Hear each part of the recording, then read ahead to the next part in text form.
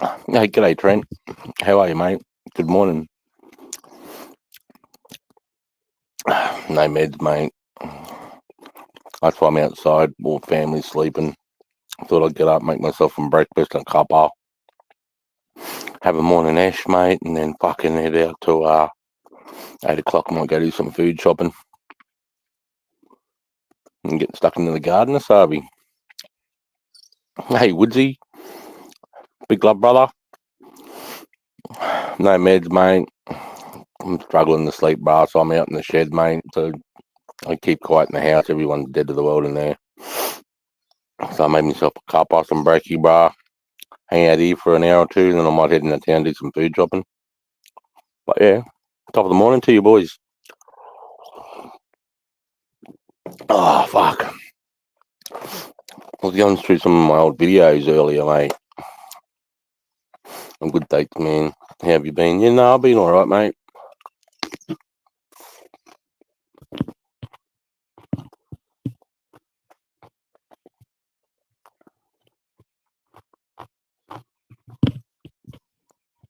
No, I've been good, thanks, Trent.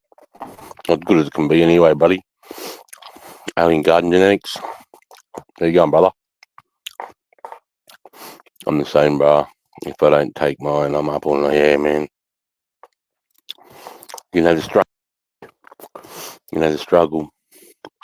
And no, and I'm a dickhead too, because once you get the two free, if I take my meds then they cunts won't see me till fucking 3 o'clock this afternoon, you know? So, but I don't mind. I get to fucking come and hang out with some fucking good lads. Eat my fucking chicken sandwich.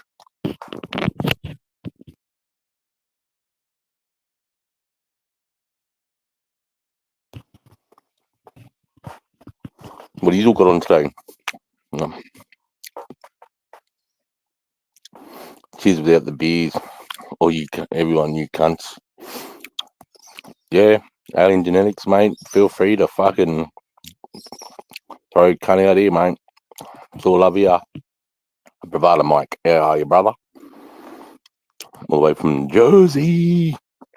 Or the New York State. Good to see you, Sergeant. Thanks, mate. It's good to see you too, mate. Appreciate you being here. Um, very early in the morning here. What is it? Fucking just gone 6 here in Australia. So, yeah, it's good to see some of my American and Irish friends over. I appreciate you. Yeah, I'll drop a link if anyone fucking didn't think about that. I'll drop a link real quick. And if anyone wants to come up and have a fucking chat or what, dickhead. Okay, copy. Uh, and then I'm gonna paste a fucking comment. Post. Bang. Sorry, guys. I'm out here fucking. Nah, you bear with me. The tops. Chat. All right. Okay, if anyone wants to pop up and have a billy or a coffee or a quick fucking chinwag or fucking anything, mate, I'm here for it. Yeah, I knew you would be, mate, getting after it, Woodsy. Big love, mate. Have a good day, man. I'll talk to you throughout the day sometime. Have a good one, brother. Yeah, Bravada Mike. It's pretty quiet at the moment, Bravada Mike. How did you feel with that, all that shit that went down, mate, you know, within the 420 community in Australia? I'm not going to drop names, but, you know, how did you guys that are overseas fucking see that? I'm quite embarrassed, really. I went on to an American, Troy. I love Weed Live, and the Canadian guy that was on there with him. It was just upsetting that they were saying fuck going over to the Australians at the moment because they're all bickering and they're fucking, you know, bad vibe over there, man.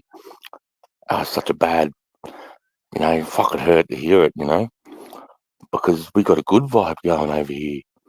So, oh well, up to us to remedy today.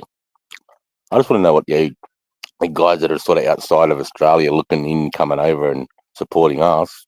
What do you guys think? Must go fucking hell.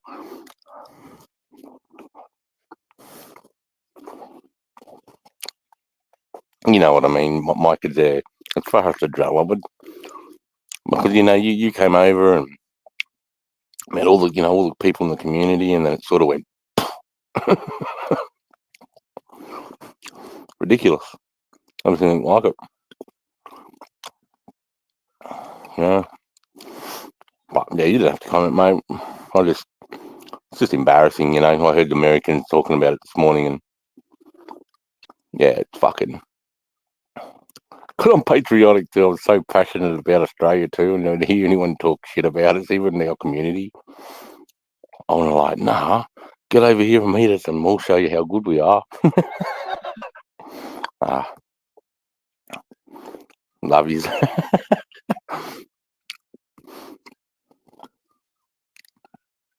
Fuck, it's beautiful here this morning. Not even chilly, really.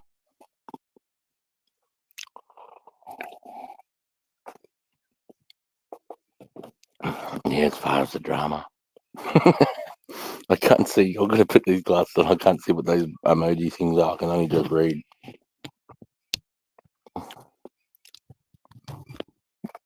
Oh, for fuck's sake. Look at me. I'm a fucking moron.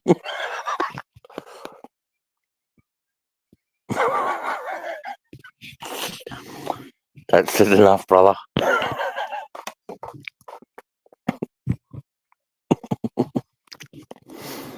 Yeah, it's sad.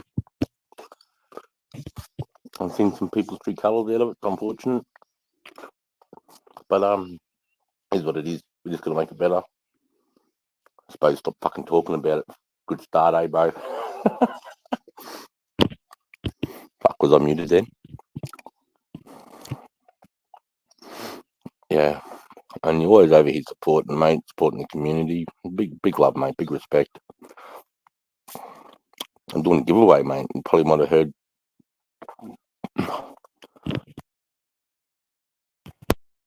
I'm going to do a giveaway. But it's hard because I'm going to try. I've got to work out, roughly top 40 people that are most active supporting the page. Spud Lee's Wild Bull Bar was the first Aussie channel I followed. Love that. There was no drama, but I guess drama is all over the world. Yeah, that's unfortunate, mate. Poor Spud too. It hit him hard there, mate. He's such a lovely guy. I mean, when it come down to it, before all that crap that happened with him, I mean, still now, even Spud was one of the most nicest people you could meet on the tube. Big love, sending the love hearts, fucking, boom, boom, have a Billy Legends, have a Billy Mates, all love here in Australia. I fucking love that shit. Awesome. And then people had to, yeah. Spud Lee's a good cunt, bro. Good cunt.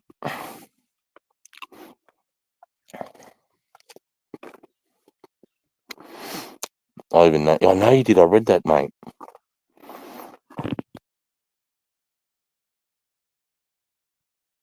That's an honour. Bravado, mate.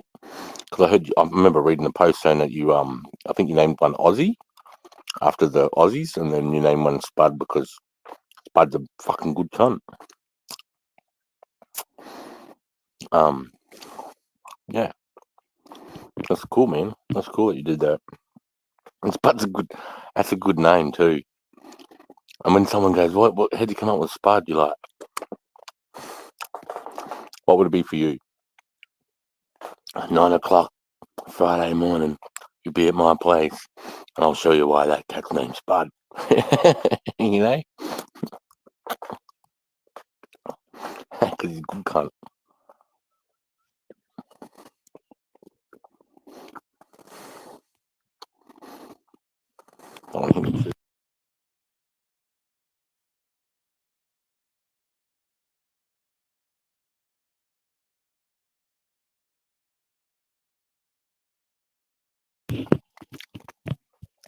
Fucking lovely morning, guys. You'd be jealous. You'd be jealous. I can just see the sun cracking in the treetops now. You can still see the dew. It's still cold and frosty on the grass, but it's going to start steaming soon as the sun hits that shit. And by fucking 11 o'clock, it's going to be 30 degrees here today. Yeah.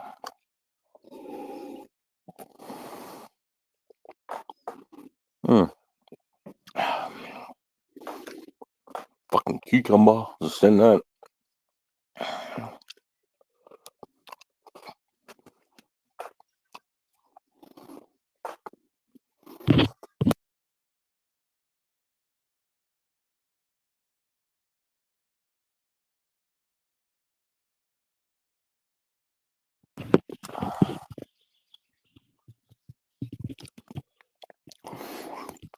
I might have to work on this fucking background music thing, eh?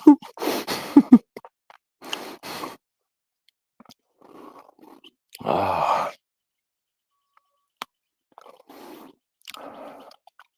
fucking mental health, eh? I would have thought so many people around the world suffer from some sort of mental health. You know, whether it be an injury, whether it be a psychological through post-traumatic stress disorder, being from a child, car accident, a victim of a violent crime, war veterans, even sporting personalities struggle with it at the top levels. And when they step off that perch, their mind spirals because now they don't have a purpose in life anymore. They've been waking up to that purpose and it's gone. It's like a bit like how I felt. I still do. I still feel lost. I feel I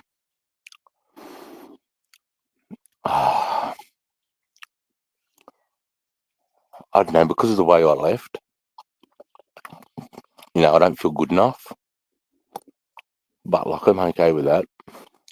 You know. But I know I am, but you can say it to yourself, but you don't believe it. But that's okay because I'm sitting here, so it's proof, right? But sleep. How do you do sleep without drugs? Well, you know, without any type of drug, pharmaceutical, weed. How the fuck do you do it? Yeah.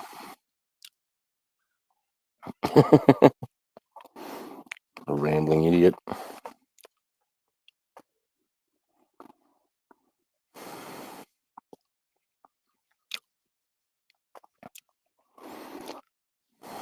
Fuck. Oh, fuck me, eh?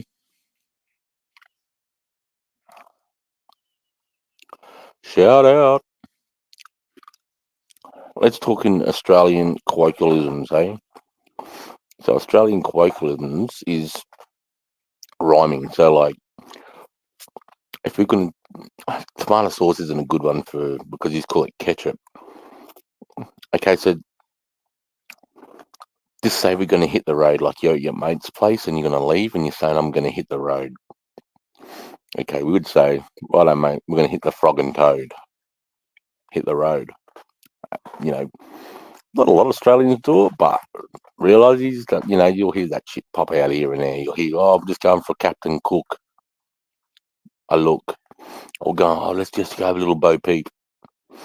You know, or let me give it to you. So, I'm on the dog and bone, the phone. I ring my China plate, my mate.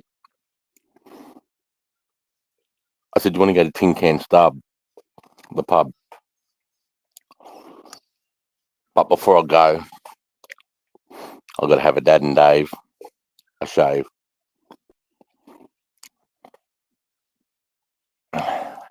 Wash my Chevy Chase, my face, comb my Yogi Bear, my hair, and it's going to be your Wally Grout. It's your shout. So you better have some red rash cash in your skyrocket, your fucking pocket. And on the way, we're going to get a dog's eye, a pie with some dead horse sauce.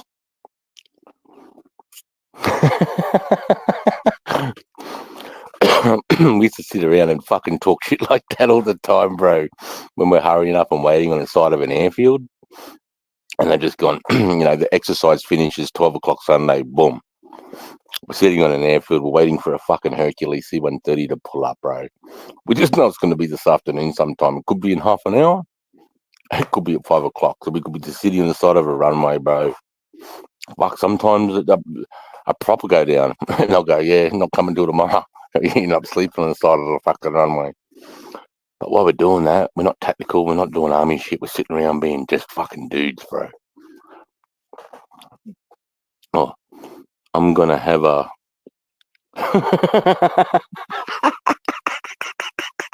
I'm gonna have a Hong Kong a bong. That's great. I haven't had to use that one. I just added that to my repertoire. Are you gonna what is that? Are you gonna shave it right back, Jack? Are you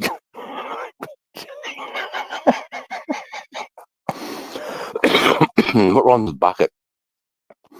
Old lady bucket. Bucket, chuck it, luck it, duck it, bucket. Yes, I'm not good. I'm not a lyrical gangster at all.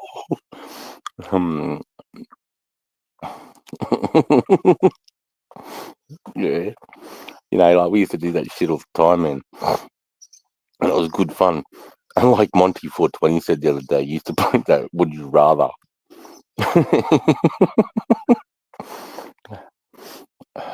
When you started, I thought you were serious, man. For fuck's sake, bro. What do you mean? I was, but I just didn't want to go down that road. If you're talking about the mental health shit, yeah, bruh. But yeah, sick. I'm glad you're laughing. That's fucking good.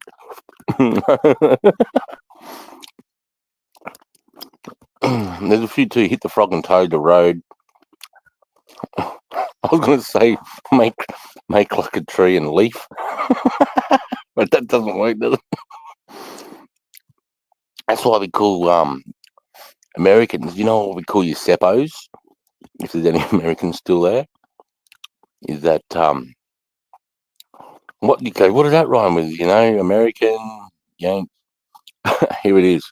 Because you fucking septic tanks, you yanks. So then we go from septic tanks to seppo. You fucking seppos. That's how simple as that. There's no malice. Make like a shepherd and get the flock out of here. Yeah. Make like a shepherd and get the flock out of here. Remember, there was a couple in Back to the Future too that Biff used to roll out. Remember, he used to fuck them up. I was busy and came back and heard you say shave, but realised you went along and weren't having a what? I don't need my fucking glasses on. I was busy and came back and heard you say shave, but then realised as you went along, you were having a fucking yeah. That's right. I like that having a dad and Dave and shave after I watched the Chevy Chase the face, comb the Yogi Bear the hair.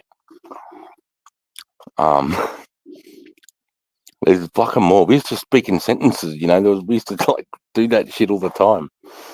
But I wasn't doing the bits in between, so like I just go on my China plate and go to the tin can, stub the steel volley grout, but have some red rash and that skyrocket. Let's hit the frog and toad. One a dog's eye, dead horse. Shit like that. It was good fun. And when you're around other nations, man, like what the fuck are these cunts talking about? It's good fun.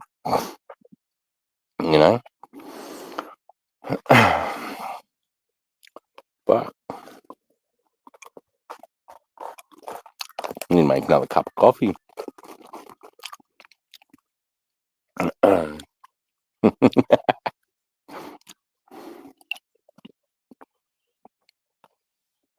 Homemade Powerade.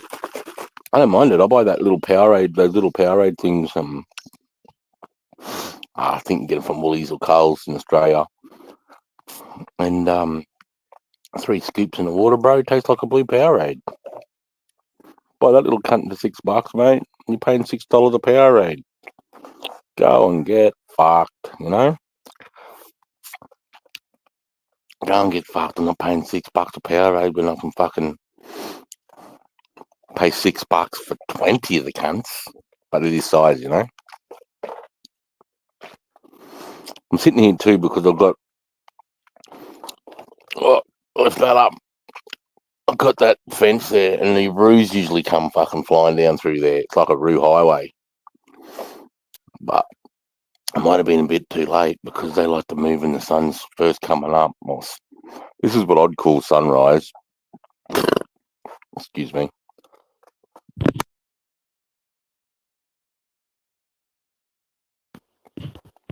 When it first cracks and you have that first crack, first light.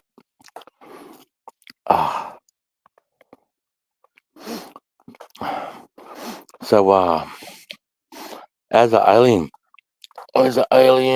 if you're still around, Bravado, what are you guys doing today? I mean,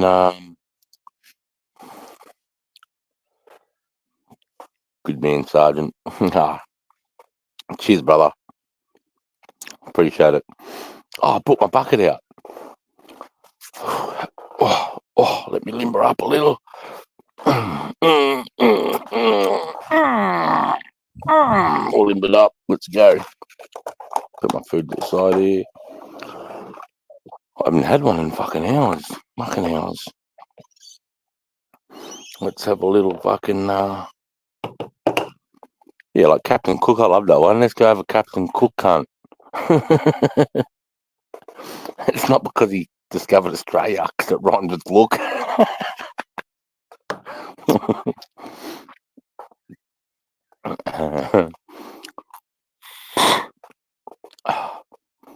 Here we go. Let me get the Billy here, guys. It's 4:20. 7:20 p.m. It's 4:20 p.m. It's 4:20.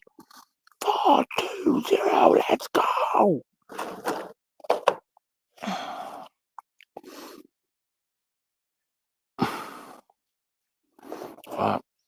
Pack my first morning, Billy. Just had some brekkie, cuppa. Wouldn't mind another fucking cuppa though. Cuppa, coffee, toffee. Nah. See, you got to think about it. You don't want to sound shit. Like, oh, you just made that one. You know, that shit can't. You know. Sticky keys. Oh, sticky. Like, who was that guy? Not saying you, but do you remember that? Have you ever heard of Matt Stutzman, also known as the Armless Archer?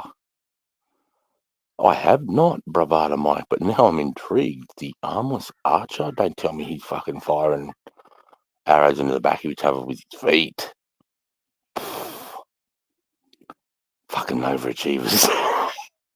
No, don't, but that sounds very, Armless Archer's your YouTube channel or something, mate?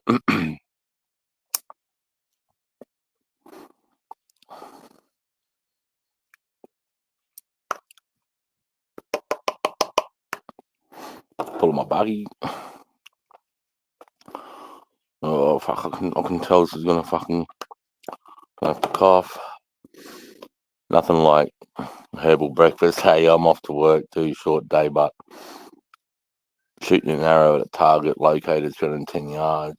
Fucking hell. What we've...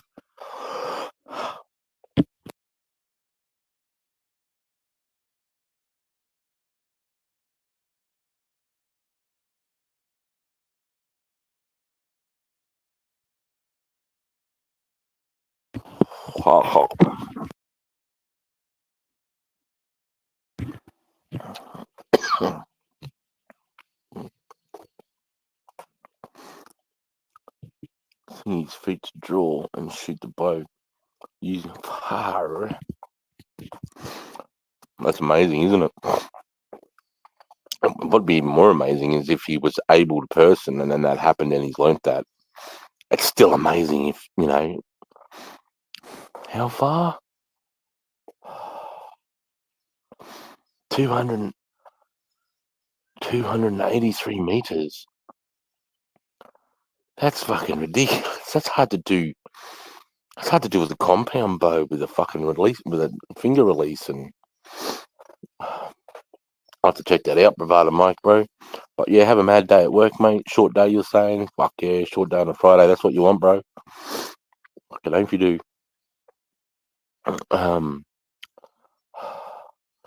I'm just trying to think when I first come across you. I think it was just before my 200 sub, because I remember you coming in on my 200 sub and saying something really nice, mate, and it stuck with me. And you said, you should do all right, or you should go a long way, or you should get support because you're a nice person, you're a nice guy. And I appreciated that. I really did. I still do. It was a nice thing to say. It stuck with me. Yeah.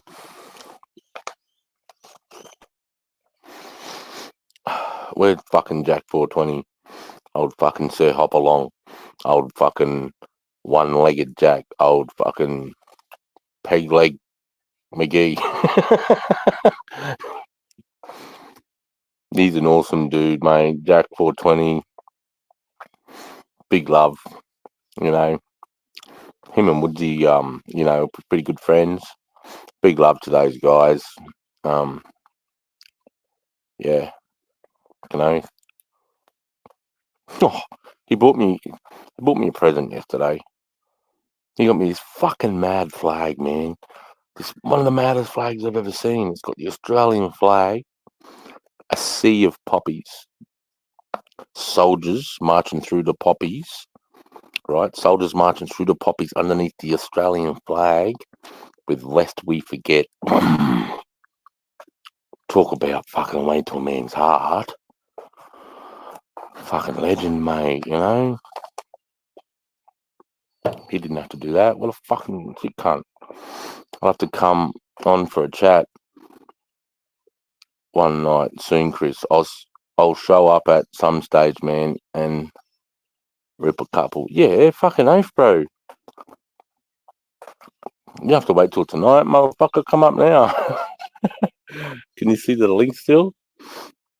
Nah, but yeah, mate, it's all good, brother. I know what it's like, mate. You know, before I started a channel and started getting and put myself out there, man, I know what it's like, bro. You know, I can oath I do. I appreciate the people in the chat. I appreciate people that would want to come up, but and aren't good with public speaking, aren't good to be, you know, seeing themselves on camera and hearing their voice. There's lots of things, you know. People in the chat, you know, that's what the chat is. So, you know, it means a lot, brother. It means a lot because there's a lot of people that want to come up and fucking chew the fat in that in their lounge room, but just don't have the confidence or aren't camera shy or feel like, I don't know, whatever. But everyone's got their own struggles. Big love. And I'll encourage you all the time to come up, man. You'll never have any fucking. And if you don't like it, bang, X, no excuse. I don't care. Just straight out of there if you don't like it. Big love. So, yeah, but fucking oath as a fish, I look forward to it. Morning, bruv. Off to work. Monday morning for me. Have a good one, lad. Say, Steve. Big love, mate. Have a good day. Be safe out there. Today, it's Friday. Much love to you, your lovely partner, Natasha. Have a good day, guys. Thanks for dropping in, mate. I appreciate it. Can I put up a link to the Armless Archer? Yeah, of course. Put up whatever, mate. You got a spanner. It's banner, mate. Put it up. Put your page up. Put up whatever you want, mate. As long as it's not a link to porn. Yeah, mate. Of course.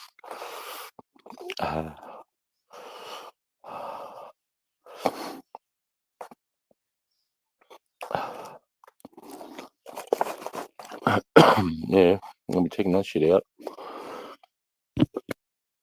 I'm on my phone. If I hit that link, it'll fucking throw me out of the StreamYard, and who knows, it'll start freezing up and that. But I'll check that out, mate. See you now.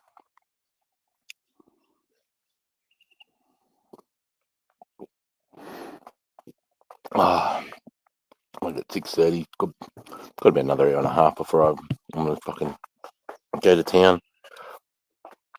But six in the chat, show yourself. You already have. Here, I'll put the link up anyway again because you just don't know. You just don't know. You just don't fucking know. So you better put a fucking link up. Post a comment. Just look like a dickhead on the phone. I've got to sort this fucking laptop out.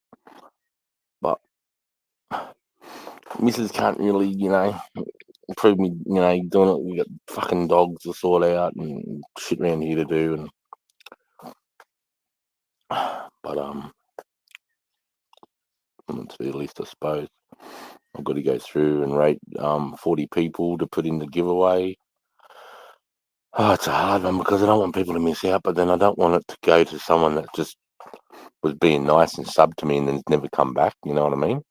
I think somebody that's in the live chats and commenting on my videos and supporting me and engaging with me, I want to put those people up so they have a chance of winning it. You know what I mean? You think that's fair? What do you guys think? Maybe I should do a poll. Fucking boom. No, who gives a fuck? All 500 people up, spin the wheel, whoever wins it. Or do you just do 40 of the most active, subs? Like, what do you guys think?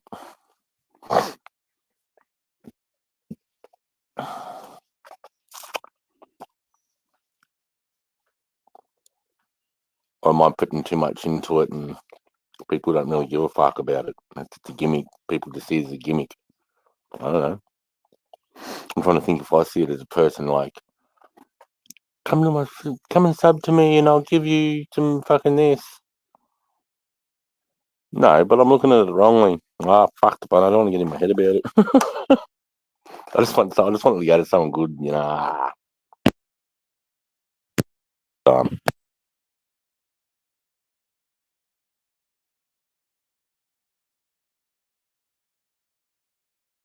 Fuck.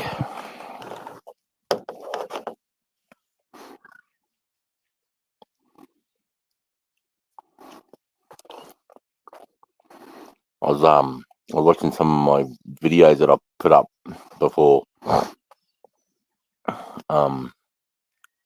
I just want to see who's in the comments and that, to start getting an idea of who I want to put in that 40 or 50 or whatever we come up with. I was thinking because I'm at 360, I'm doing, I think it's 460.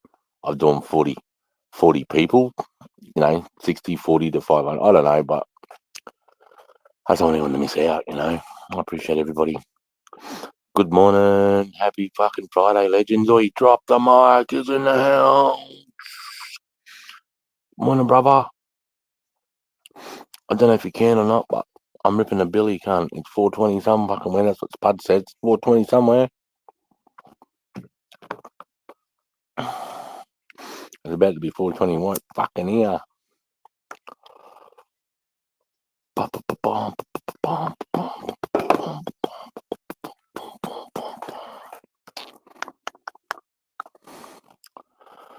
I've got a feeling this is going to be a copper. Going to have fucking blades in it.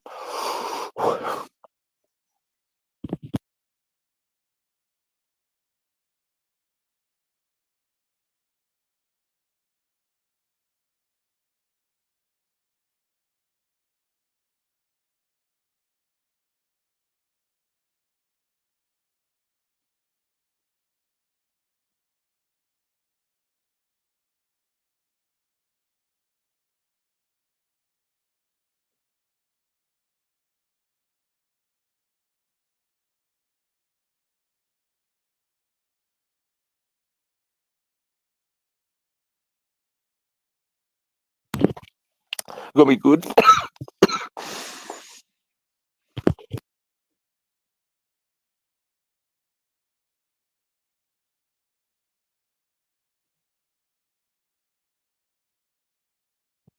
Yeah, if you want to clear your fucking silences out. This cunt just got me good, brother.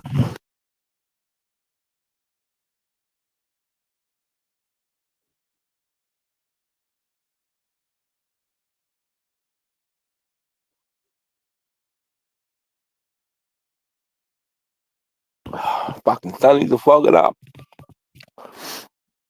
That's because I'm so fucking hot. I'm gonna have to rig up and try a bucket. Hey, the last time I had one was in some bloke's garage in the early 90s. Well, that's when I had my first bucket. It was in the early 90s. It would have been fucking, I would have been 15 or 16. That'd be 91 or 92. I was 18 in 95, 17, 94, 16, 93. That was 92 or 93. 92, 93, I went to my first AC/DC concert. I think I got drunk on vodka and had weed all that one year. It was a big fucking year for me. Yeah.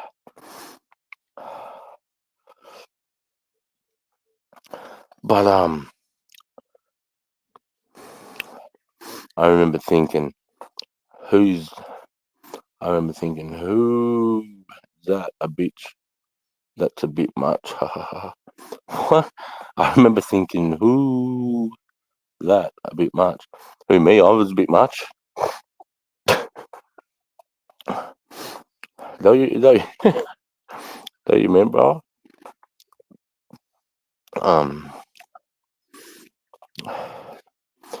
Drop the mic. I'd love to go mushroom picking with you, brother. I would fucking just love to be in your space when you're doing that, man.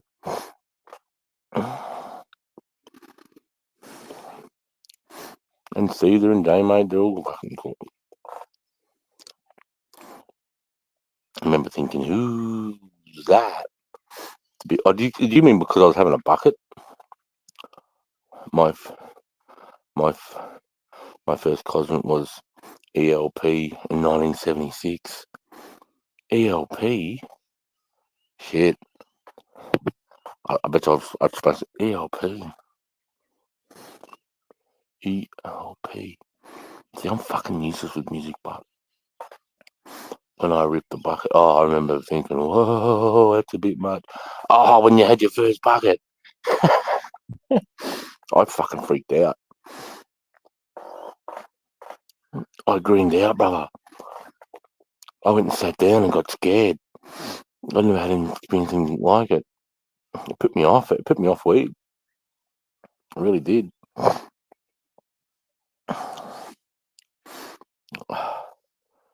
Oi, CJ. Big love, brother. Good to see you, mate. How's your mum going, mate? I mean, silly question. How are you going, bro? How you doing, mate? You got a lot on your plate at the moment, mate. Big love, mate. Thinking of you. Yeah, mate. Good to see you. Thanks for dropping in this morning.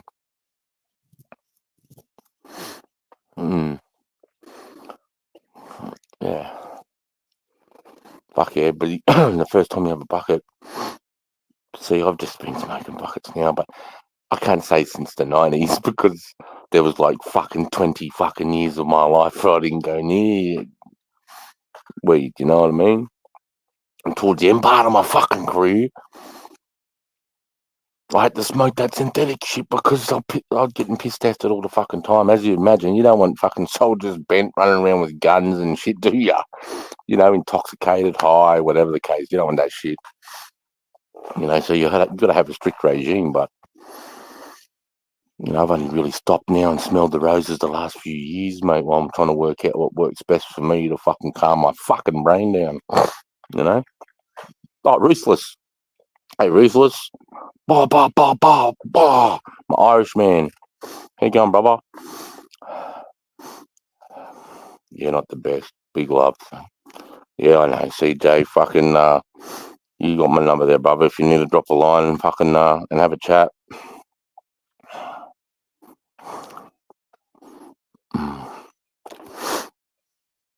Yeah.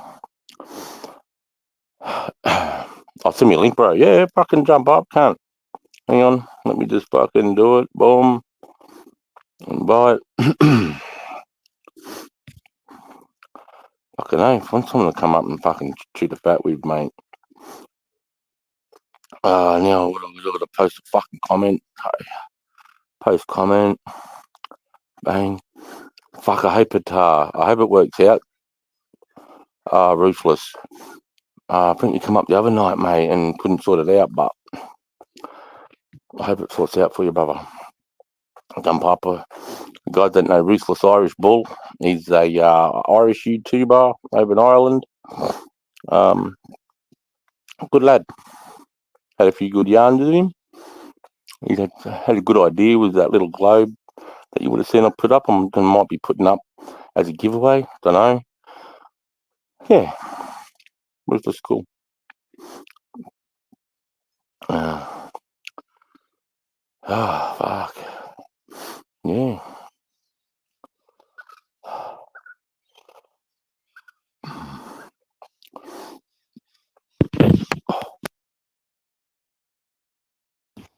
I can see a bunch of feathers just over here. Something's fucking got attacked during the night. It's on the outside of the fence too. So what the fuck's come up here? A fox. A fox or something. That's just fucking come up here.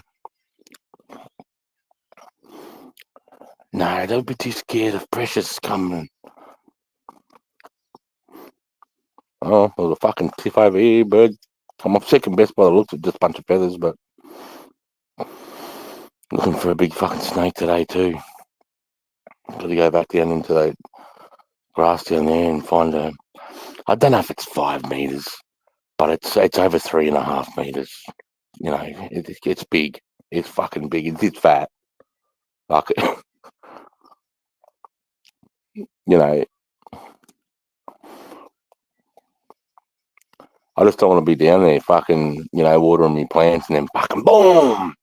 Get hit on the back of the fucking calf or fucking thigh, mate. You know, this fucking pulls me, the snake hanging off your fucking leg. I fucking got to go to work.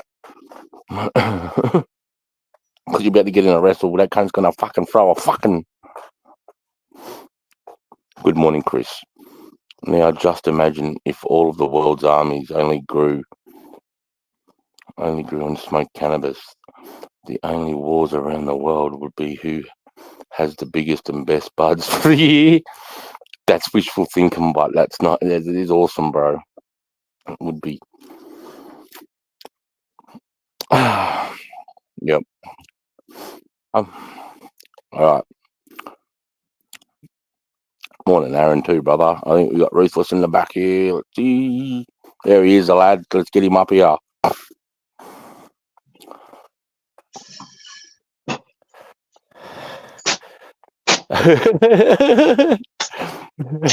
big Y'all good? Y'all good? All good, What's mate. going on? What's going on? Early morning, mate. Respect, having a bit of brekkie. Yeah, respect back, mate. What time is it over there, mate? Very early in the morning, yeah. About nearly 7 o'clock, 7:15. Friday morning. So that what time?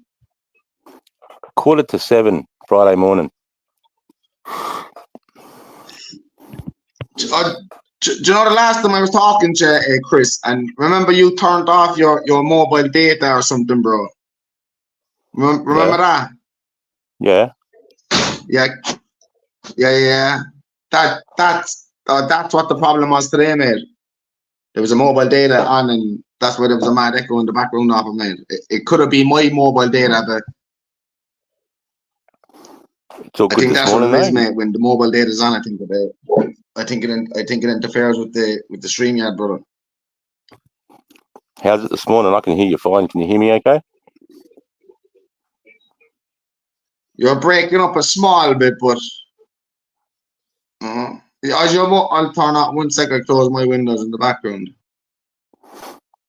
I'll just make sure the cunt's off. I'll close that.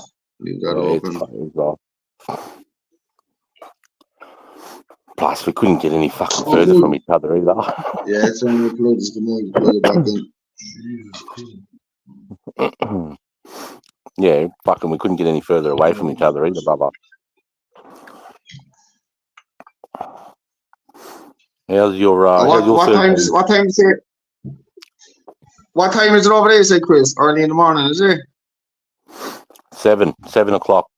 7 o'clock in the morning. 7 o'clock. Yeah, You're up Friday. early. What are you doing? Gotta go shopping. What are you doing? Yeah. Gotta go shopping. 8 o'clock. What's the weather like over there? Nice. It's been about 23, 24 degrees over here for the last 3 or 4 days, man. It's fucking hot out there, man. Hot out there, yeah. Man. Yeah, even today was like 24, 25 degrees over here in Ireland, man. It's fucking hot, man. Absolutely scorching. 2 beautiful days, man. It's meant to be like that till Sunday. It's meant to be like that till Sunday. It's meant to be pissing rain again Sunday, so at least we're getting a good few days out of it, you know what I mean? Yeah, that's awesome, mate. Especially coming late into the winter or late into the summer. Well, you're in autumn now, but that's good. Look at this, 7 o'clock in the morning, bro. It's probably fucking 20 degrees. Where are you? Where are you? Out your backyard, yeah, out your backyard. Yeah, everyone's asleep inside, and I don't want to wake them up, mate. Any kangaroos out there this morning, no? I was waiting, mate, because just here, fuck, see, I'm on Wi-Fi now, so I don't want to go too far from the house, but that's a bit of a kangaroo highway. That's why I was sitting here. I was hoping I'd get a couple come and fail out down there this morning, but I think they went down the other side of the house. What's the big earphones you have on there, Chris? Just like earphones for like being on live, man. It's just like headphones, yeah.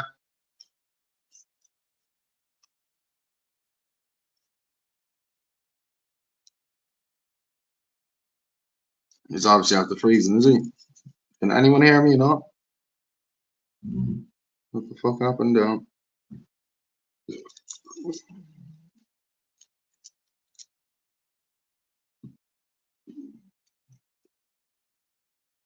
And that's the truth. That's the truth, bro. That's the truth. That's the truth. That's the truth. Any day you're above ground is a good day, bro. That's it. Any day you're above ground is a good day, but or any day or any morning you wake up and you open your eyes, but thanks be to God, Well, where's what the fuck's going on? I'm hardly on his panel on my own. Am I? Where's he gone? Can people hear me or can people even see me? Can't hear you, bro, but or where? Oh, there he is. There he is. He's probably out the log and I'll come back on here. Fucking.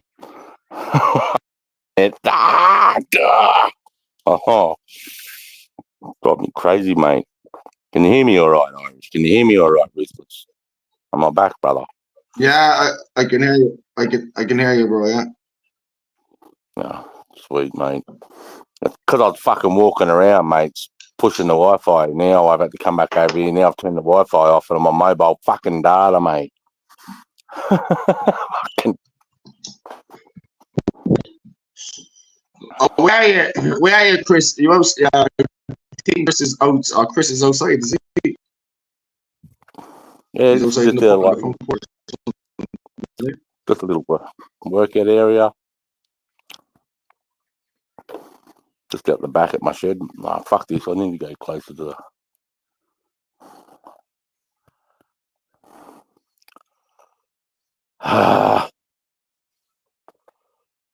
This is fucked.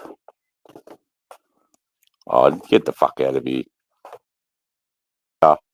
You fucking Wi-Fi cunt. Fuck, sick of this shit. Fuck. Where the fuck does Telstra network come from, for fuck's sake? What day? Hey, fellas, everybody. Above ground is a blessing. It is. Can you hear? Ruthless was running the show.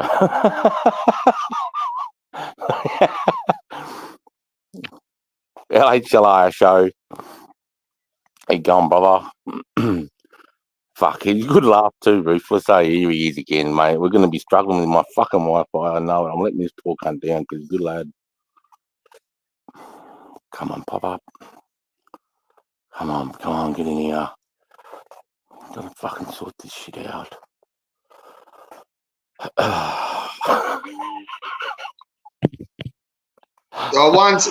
One sec there now, Chris. I'm gonna switch over my internet. I'm gonna switch over my internet, mate, and hopefully this works. No worries, mate. I'll be here, brother. I'm no worries, mate.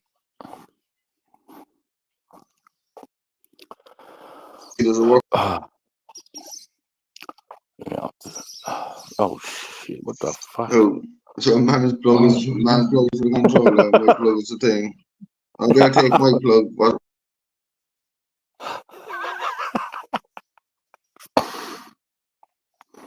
It's fucking hell.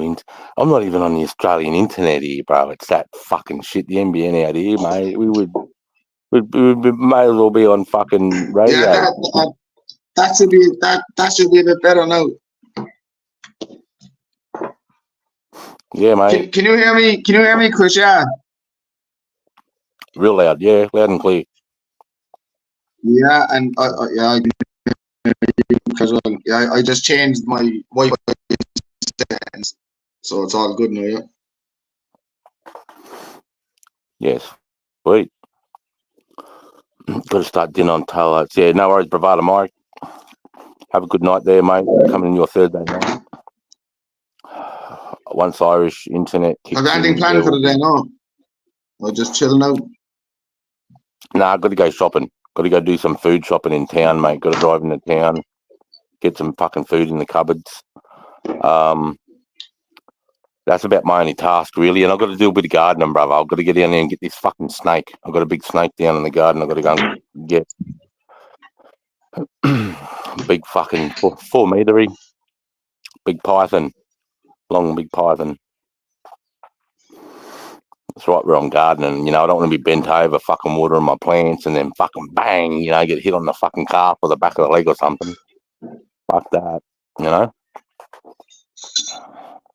That's gone back to you breaking up for me, mate. As someone said there in the chat, it'll just probably take a few minutes for just probably my internet or my dongle or my Wi-Fi, my broadband, man. Probably take a few minutes for that to kick in because I just switched it over. So probably take a few seconds, bro.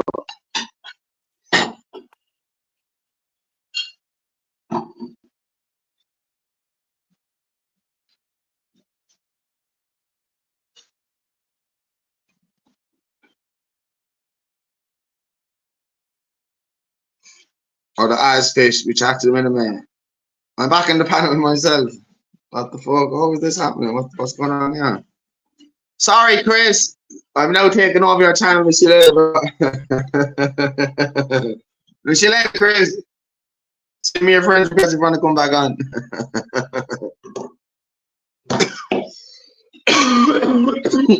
The internet connection is lost. Please try to connect.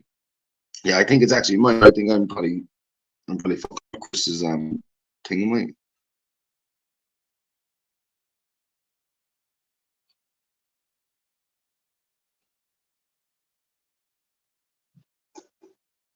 I kick Chris off his own live stream. See what I can do to people, lads. No, on my internet should be after kicking in. On my Wi-Fi's on. Yes. My hotspot's on. Yes. So what the fuck is wrong? What the fuck is wrong with this all? That's a strange one. Watch it. I bet you now when the minute Chris comes back onto the panel, it'll knock me back off. And we ran the night, we had a chat for nearly 2 hours, 3 hours straight, and it was crystal clear, mate. You could hear everything perfect. I don't know what the fuck is up with it. Obviously, can anyone see? I don't even think anyone can see me. Can anyone see me or can anyone hear me? Am I running Chris's panel? No, I am.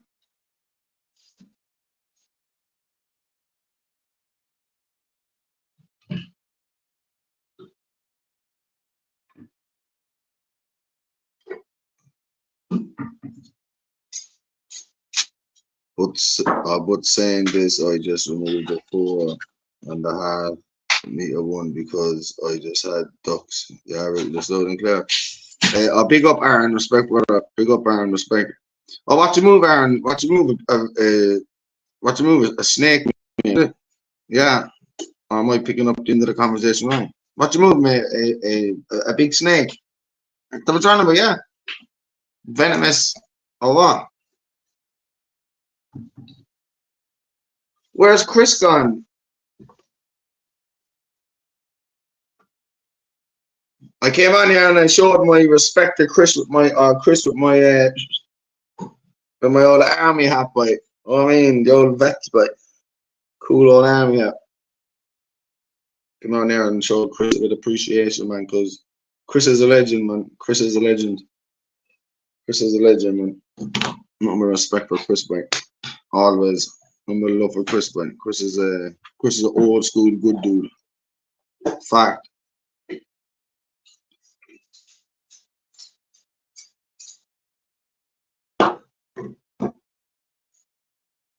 Oh, where you from, Aaron? Where you from, Aaron? Where you from, bro? From over where Chris is from, yeah.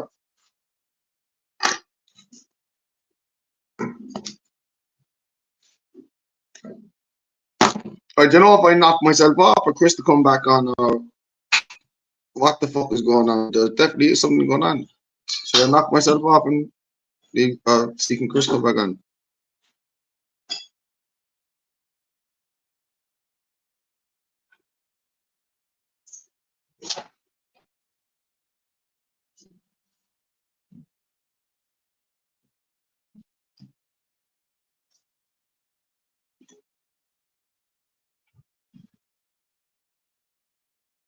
Two hours from Chris. You're from over the Australia way as well, bro, yeah.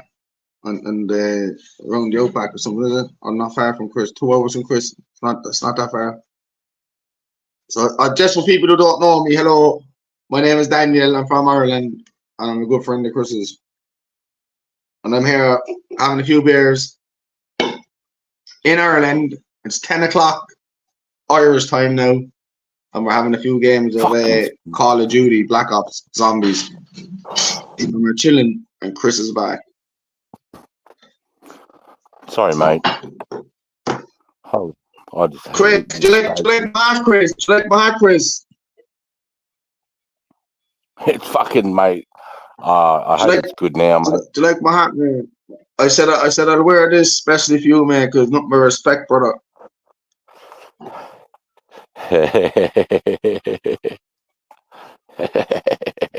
Fucking hell, cunt. And here, Chris, I seen a while ago as well, mate, that you or your partner joined the small little world map of the big one, mate. I seen that, mate. You joined up the dots of where you've been around the world, bro. I seen that, bro. Respecting, I seen that while ago, mate. When you were showing it to me, I seen that. Yep, and we put a bit of red around Ireland, just like you said. Did you get that, mate? We put a bit of red around Ireland.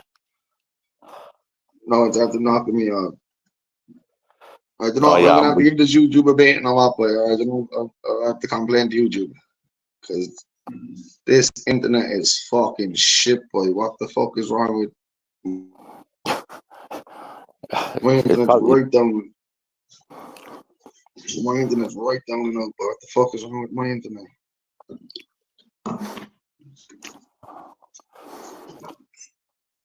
Do you hear much from Turp? We're talking to Turp in the last few days, Chris. You're talking to Turp, no? Yeah, yesterday.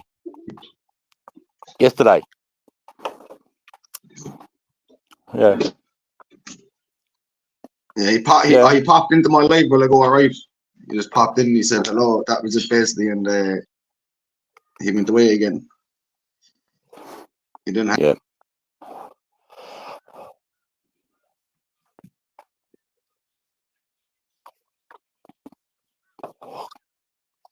Fuck knows what happened then, mate. My internet is shitting a cunt. It's embarrassing.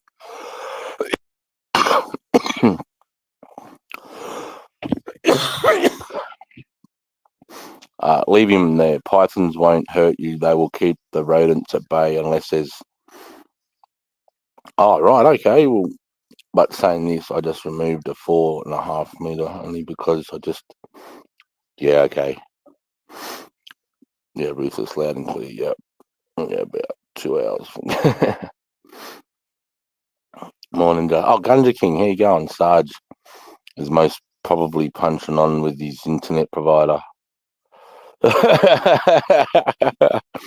Oh, then it's fucking Elon Musk, mate. If I had NBN, we wouldn't even be doing this. And everyone here that has NBN, mate, they can't really use the internet. It's mobile data because they put up fucking towers, so it's Wi-Fi here. You know, going, oh, there's only 1,000 people there, but there's 3,000 properties, and every fucking week it seems like there's a new person clearing their property and building. So that internet, that NBN is getting, so the bandwidth is coming. So I've gone to Starlink. I had to get fucking Elon Musk's in here, brother. So I'm completely outside of it.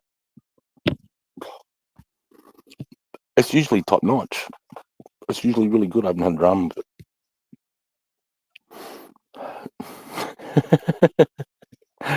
legend Trent.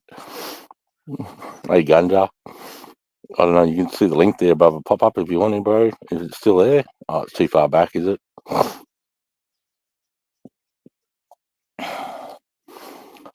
Yeah, I'll drop it again anyway for the lads. It sucks fucking Ruthless Irish Bull. He's good to talk to, mate. He's a good laugh. But he'll fucking, if you go in there talking shit, he'll fucking call you up on it real quick. No fucking around, bro. Post comment.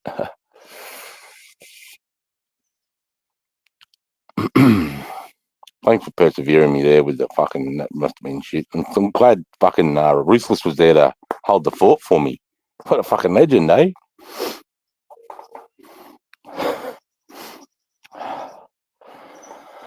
Oh, yeah, I can really feel the sun coming, warming up here now. It's all blue skies though, guys. I won't fuck with the internet too much, but you can. No, I'm not even going to fuck around. I only just got the internet stable again.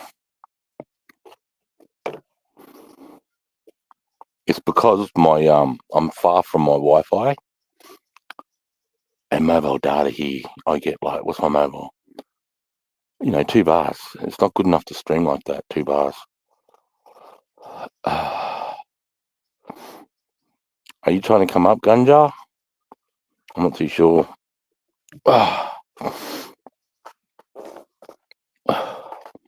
Yeah, you can see my. Can you see my little? We got a little work. We got my little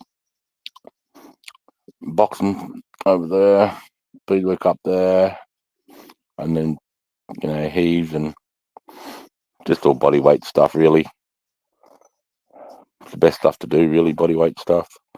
If you just want to keep fit and strong and healthy, push-ups, heaves, squats, all compounding exercises, good for you. I like to say every man should be able to bench their own body weight. If you weigh 90 kilos, you should be able to bench 91. I mean, that's no rule or anything, but that's what I like to tell my soldiers. And get this, cunts, get this. When I said this rule, I weighed 102 kilos, and I went and benched 100, and I couldn't push it up. And so I said, bitch list, and my name was the first one up there. But my name was the first one off that cunt too.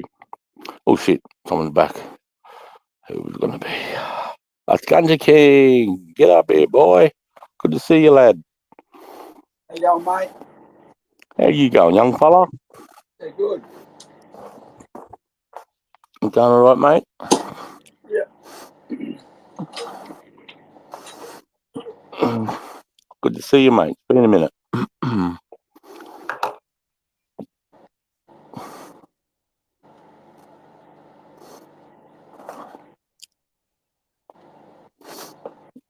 Fuck, now I'm going to test it out. We've got 3. Yeah. My internet's settled down a little bit now, Ruthless. Yeah, I know that's Chris, I'll never hear you as crystal clear as I do right now, Mike. You're a fucking crystal clear. Oh, fuck, I hope it stays like this, mate. Fuck. Clear the Hope it whistle, stays mate. like this. Who's this other fella on the panel? Where's he from? Where are you from? Tasmania. Hey. He's from Australia. Tasmania. Tasmania. Australia. Oh, my name's Daniel. I'm from Ireland. Nice to meet you, brother. How you going, Daniel? My name's I'm all good, buddy. but my real name, my proper name's Roman. Roman. I like that name. I like that name, Ganja King. I like that. And I'm in the middle of making an old bit of ganja myself, so it's all good. It's all good, man. Fucking nice, We mate. love the 420 people. We love the 420 people. 67 kilos, could bench 120 in my 40s. Jeff, that's fucking killing it, brother. 67 kilos, cunt, and you're benching 120? Fucking get after it, cunt. No, that's like that's over your body weight. That's over half your body weight. Yeah, I got up to, I was 105, and I was benching, I was benching like repping 145, but I could do one up of 180.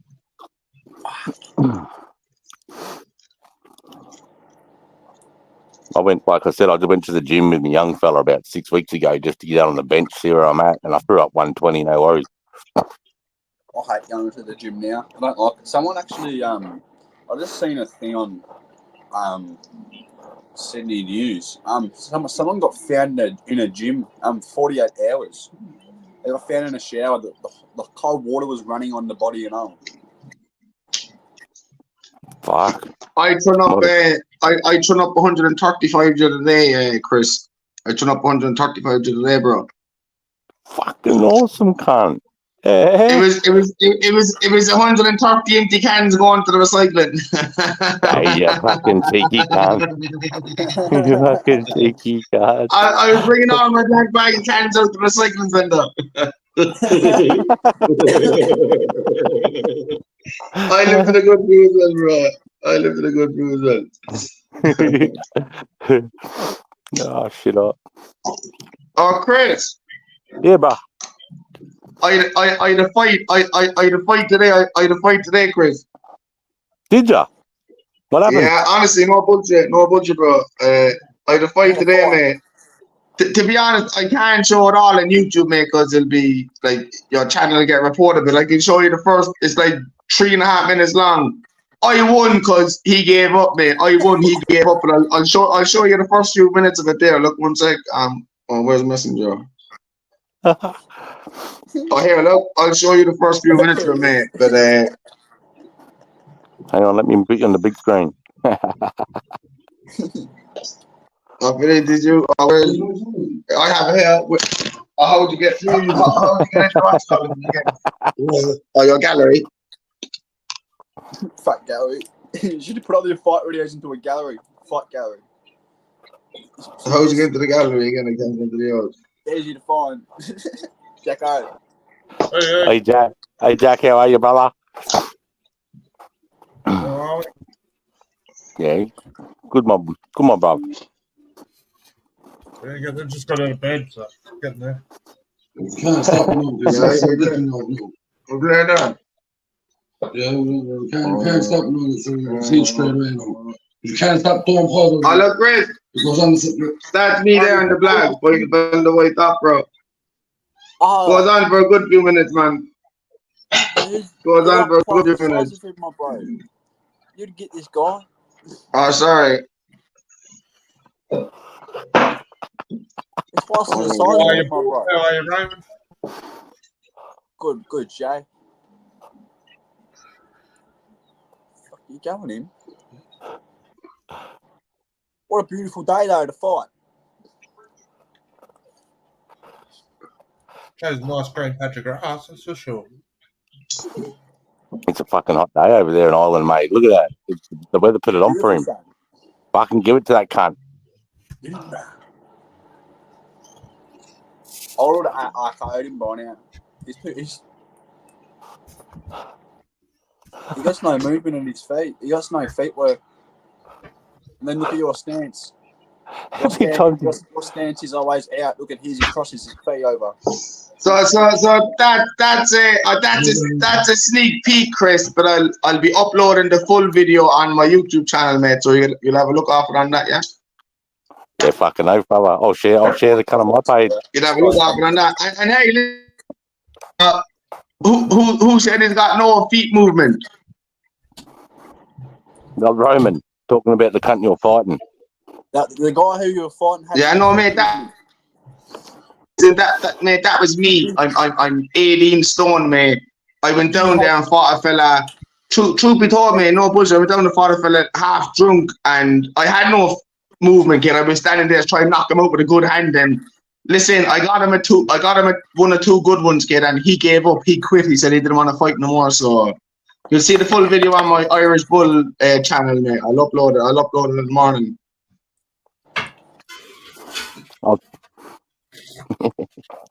You always knock him out. It looked like he dabbed him about fucking 10 times in the mouth. You cunt. What Darren Hopkins say, I love that we can smoke up with people all around the world. Green love from Queensland. Fucking oath, Darren. I do too, mate. Nice full moon. Anyone was in Sydney the other day. I think it was not last night, not last night, but the night before. They had a super moon. One of the biggest super moons we've ever had in Australia. Fuck, I missed that. Yeah, bro, it was massive. All the boys out and fucking. All the boys out in Atlanta. With you, was it? Must be. That's it. I was due up the ego, so definitely.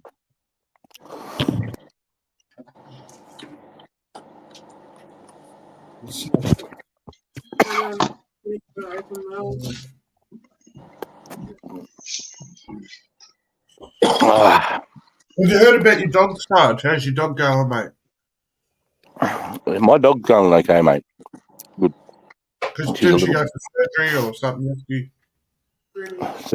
Surgery? Not for another week and a half yet. Oh, it's another week off. Yeah, 2 weeks. For surgery in your mouth. What the fuck you done to your mouth, mate? Oh, one of my wisdom teeth are going that way again. Oh, fucking wisdom teeth. They actually have a good thing in the army. As soon as you join, bro, straight in the chair. Off. I think this is my fourth one now. I've had all three out. And they don't hurt as much either. I have to get put out because I can't stand the fucking big ass needle they put in my mouth. But yeah, it doesn't hurt. Needles, especially when they're coming into my mouth. Yeah, I can't deal with watching them. I can't have them operating on me while I can see it. Yeah, I could hear the first time when I got mine taken out. I could hear him popping them. He was popping them out. And he wasn't even a dentist, like a proper dentist, man. He was a student. He fucked me teeth. My whole there's like a gap, like a canal through my tooth, like through my gum, because they've a root canal where they've fucked it. My teeth are fucked from fighting, mate. These bottom ones are all out, and then my top one, I need to get capped over again. I chipped it again. That one's the last fight I had. Just snapped. It's just snapped there. I've got a pretty good straight smile, though. That's a weird thing. My front. These ones here are fine. These are out of whack. They look salvageable, but no. How are you doing, mate? I haven't spoken to you for a while. Yeah, it's been a minute, brother. But I had a few days off YouTube there. I only jumped back on YouTube fucking yesterday or the day before. I had a bit of a run there, mate. I had to sort some shit out and. No, you didn't. You were on fucking every day last week. Oh, it wasn't. I think yesterday I missed. Wi-Fi was playing up last night. I couldn't jump on J-Mates or anyone's. Even Spadley's. I was going to jump up on Spadley's and my Wi-Fi wouldn't even play any videos. Motherfucker. Just load. It's like, ding, ding, ding, ding, ding. It was Yeah, like fucking buffering. Yeah, mine's been wigging out, to be honest. Yeah, it's fucking. Before you even come on, Jack, mate, took us half an hour to sort out fucking going on with that Ruthless, mate. So that's like ever since his update, me and Spud were talking about this the other day. Ever since they've changed the price and done this update, it's gone to shit on here.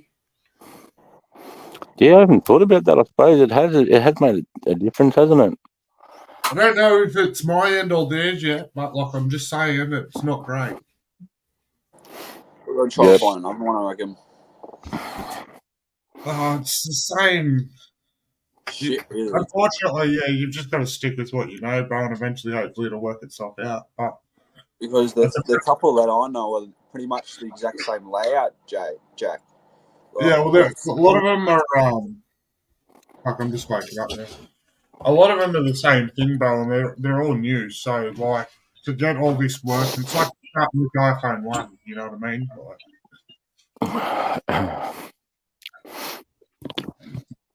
yeah, brother.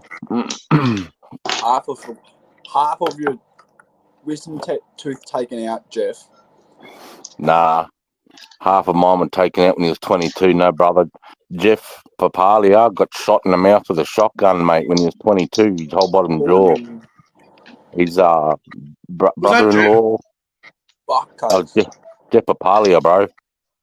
fuck, I thought it was someone else for some reason. Yeah, right. I thought he was talking about a fucking wisdom tooth or some shit, bro. That's fucking hectic. Nah, bro. He got shot off, and he said he could see it in slow motion. He could see the wad coming. Fucking, I don't know, traumatized yeah, me. I don't want to sit here and butcher this story either, but I think it was with his brother-in-law or his cousin. And, yeah, he fucking got him top teeth and bottom left side. There you go. And he said he went to feel his beard because we're talking about beards, and he said he got his blown off, and we went, please explain, and then holy shit, big love to Jeff, mate, you know. But yeah, and he went like that. Fucking all he could feel was the roof of his mouth, mate. All this, but big love, Jeff. Fucking hell, brother, you've come a long way, mate. Bro-in-law, yeah, brother-in-law. And I think from memory, was it over an argument or something silly or. No, he was just test fire. I think he was just seeing if it was he was just pulling the trigger to see if it had something in it or something crazy like that. Yeah, that's what that was. His dog, bro. My mate accidentally shot his dog doing that. Yeah. You got to treat everything as loaded all the time until you know it's 100% not. It's just gun safety, man. My ADHD brain has a question for you, Jeff. Is he still your brother-in-law? Fuck, that's a good question, Jack. Fuck. Because fuck, I'd be dirty if the cunt broke up with my sister and fucked off and did all that. Like, come here, cunt.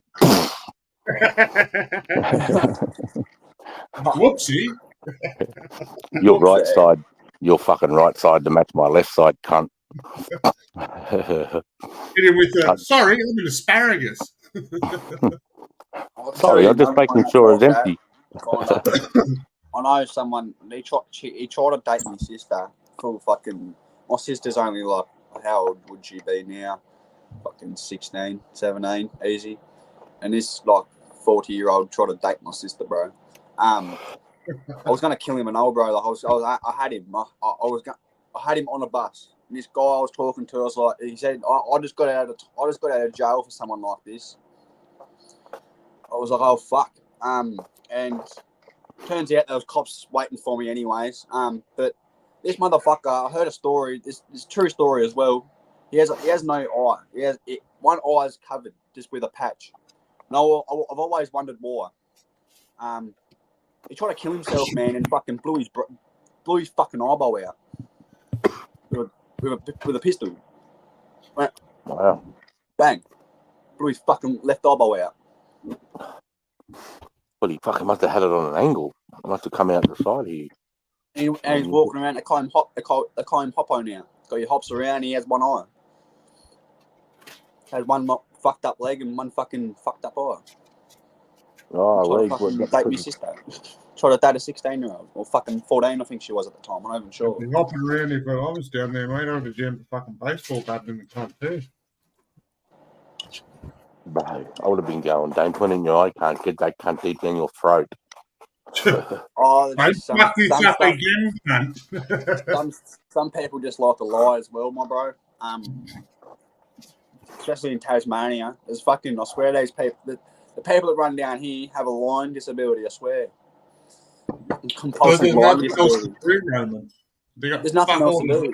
There's nothing. They just talk shit and fucking cause trouble. Mate, Stay away from those cunts. Take drugs. Yeah, you got to stay away from those cunts, bro. No good. They'll drag you down, those cunts, and step on you to get back up. Yeah, mate. They fucking do step on you to get back up. That's what they do, bro, to make themselves feel good. Yeah. They step Oh, on someone. there's heaps of like little cunts going around down here at the moment. It's turning into Queensland. I'm not fucking joking. Queensland. I'm not joking, man. Like, no, I think when he refers to that, he's referring to Logan and that, where it's getting pretty bad. the youth are getting out of control, man. To the point where they're just breaking into fucking everything. Bong But shops, the man. thing They're with going that into is, bong Roman, shops, taking bongs. the thing with that is, Roman, that the media does push a lot of. This happens every day, bro. In every town, every night, every day. There's cars stolen, there's shops broken into, there's houses robbed, there's people stabbed. And unfortunately, this is the world we live in. But the media pushes, like fucking 6 months ago, it was knife crime. Now it's youth crime again. They pick a topic and they just push it, bro. And unfortunately, we go, oh, wow, that's hectic. Because they've pushed something else for the last 6 months. Yep. I agree with that. That's the scary part about media, bro. Sorry. The control they have with all this Facebook and this YouTube and Instagram and everything else. Pretty much just statistics, though. They're pretty much putting people at statistics now. Bro, well, they put all this information at your hand every day, every minute, every day. That's all you want to know is all this information that they're feeding you, and it's all wrong. And especially with these phones now, it's fake. It's fake information. Majority of what we hear is mainstream media. It's not real shit. Bro, how's this? 2 weeks ago, there was a coin, right, on the Facebook news and all that. $12,000. $1 gold coin or whatever it was. One was up I sent it to Woodsy and I said, wait, go and check all the auction sites and that and see. I'm pretty sure I got one of these, but I don't think it's worth this, bro. He went and checked every auction, anything you can sell a coin in Australia, and the cup wasn't even lucky to be worth $100. What the fuck? $100. That's They how go much the around media saying took large. They're trying to say 12 grand, cunt. 12 grand for a $100 coin. Fucking For a that's dollar like, coin, it's yeah. like saying fucking this 24 karat fucking gold chains worth fucking 10K and it's gold plated. Oh no, you didn't pay that. You didn't pay that for a gold-plated chain, did you? Oh, fuck. I'm talking shit. I'm saying in comparison. Yeah. That's us. I don't have a chain. Fuck that. I would never buy a chain. Only if it meant something to me. If someone gave it to me, I would never buy one. The main part with social media, fucking news and stuff is, Roman, if I sit here and I tell you something fucking hectic, you'll believe it, you know what I mean? And then you'll go and tell the next person. I'll probably have to say And the it next person will... in that's how it person. If you ask me, I'd rather say it if you showed me on your phone and look, oh, look at this. Yeah, that's what I'm saying, but if I just showed you... Okay, yeah. Vaxy's got a good example. All the shootings and stabbings in Sydney, bro. Every night, I can guarantee you, there's at least one person. You should have heard at least one gunman every night. You should have heard the explosion in my town last night. It woke my missus up out of bed. And guarantee it's not on the fucking news this morning. Fuck knows, bro, but it's not on the news. Yeah, I've heard some fucked up shit, bro. Not recently, but I've heard and seen some fucked up shit, and it hasn't been on the news ever. Well, I must admit it happens out here Tasmania too. doesn't even make the news. I made the news, and I made the news when I was doing my shit, and the people that were doing their shit didn't even make the news. It makes no sense. My face was covered across the fucking whole Tasmania. Oh, Google before your comment fucks off. I want to interest you, mate. You said youth is out of control because of shit fathers, as well as fathers can't afford living essentials. I disagree with that. I do disagree. I reckon 10, 15 years ago when they brought in all these parenting laws and they changed everything and they started trying to control how a person could parent their kids. Yeah, there was some fucked up parents. I'm not disagreeing with that. But when they went and changed how you yourself could control being a parent with your own child, now look at all these fucking kids running around like dumb cunts, mate. Yep. Not smart. No control, no sense of fucking respect. There's no sense. There's no common sense either. There's nothing. They don't have any. They don't have common sense isn't common. You wouldn't see any of them pop up on here and have a conversation like this though. What the fuck is the RFA? What's the RFA game? RFA game. Yeah, what's the fucking RFA? The new RFA gang, bro. One of the members stabbed his own cousin, auntie, and uncle, and raps about it. What a fucking loser! Yeah. What a fucking putrid cunt, bro. That's disgusting. That's actually putrid. What the fuck? Actually, and yeah, Aaron Hopkins fucking nailed that one. And when they started giving out money just for people having a baby, yeah, 100%. Having a baby. You used to get the baby bonus. You're probably a bit young. Yeah, you used to get fucking a fair bit of money just for having a kid, bro. Yeah, at one stage there in Queensland, it was 10 grand. Yep. 10 grand. You know, to have a kid. 10 grand just to have a kid, bro. Every time. Just from. Yeah, now no baby bonus, none of that bullshit. Work it all out yourself. Actually, even the Indians here, Sydney, are ganging up on no bullshit.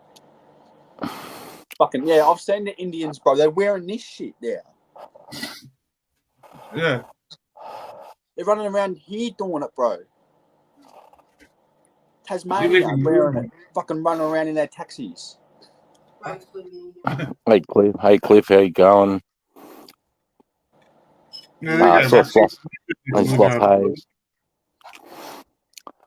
I mean, fathers definitely have they definitely have a role, 100%. Yeah, but I don't got no father. You don't see me doing this shit. No, but the problem is, Roman, like I said before, the amount of laws and controls they put into this shit, bro. You can't be a parent these days, unfortunately. I do understand that you can't be a parent, but at the same time, you should be able to. Yeah, you can. You should be able to sit down. You can be a parent.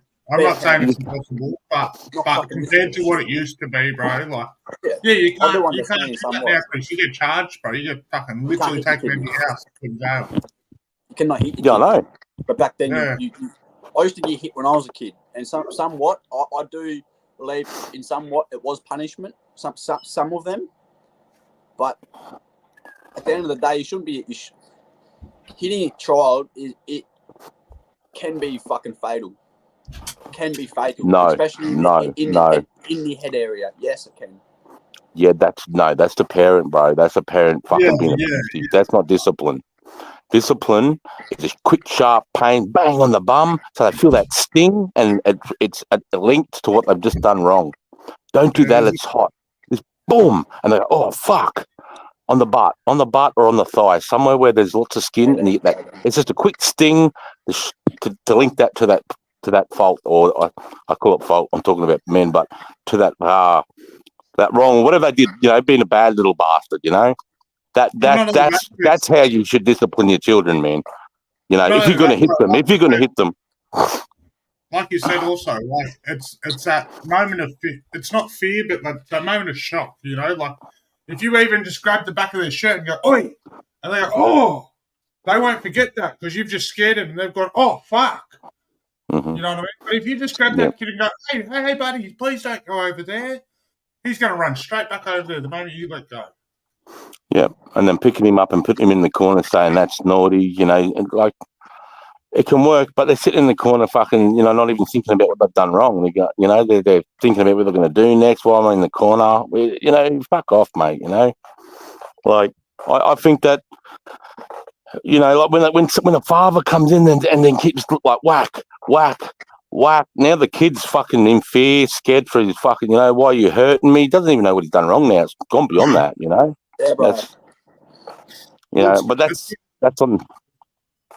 Even now, Sarge, actually, like she's her daughter's coming on to like 10, 11 now, and for her to try and parent her and say, you know, hey, come on, sit down, you're in time out, explain it to her, try and do the right thing and all that shit, and she'll turn around and try and fight her now because she's getting to that age. Now, what's Ashley supposed to do? Turn around and with love and say, oh no, you can't be angry with me. That's right. It's like, yeah. When Sarah was 13, mate, I wanted to put my hands on her so bad. I wanted to wring her fucking neck. And I said to Mel, I said, you've got it. And Mel was wild. I said, this is one and only time you need to do it. And she walked up to Sarah, bro. I wish I never said it. And she fucking hit her so hard, she factory reset her, mate. Oh, that's how my pop would go. She fucking hit her in the doorway of the bathroom, mate. She nearly ended up in the bathtub. Factory reset English. Oh. Fucking bomb. But you know, she was like in line for that next hour, and then what did she do? Fuck you, cunts, out the bedroom window and gone. Yeah, with a concussion.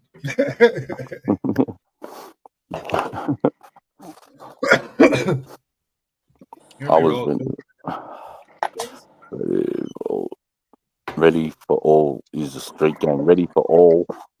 RFA. Ready for all. Yeah, ready for all his family, sounds of it.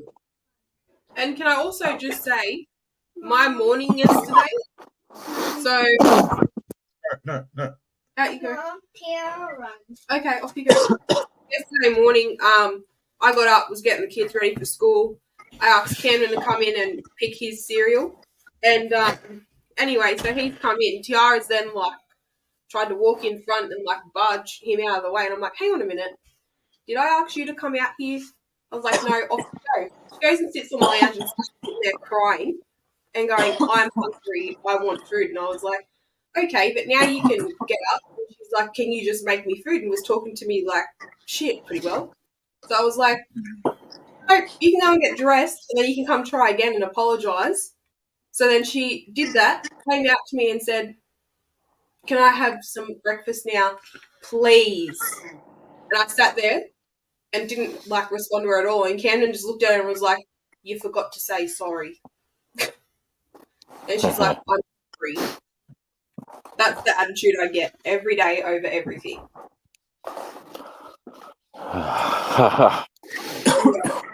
Where'd you learn that attitude from? Huh? Where'd you get that attitude from? Papa.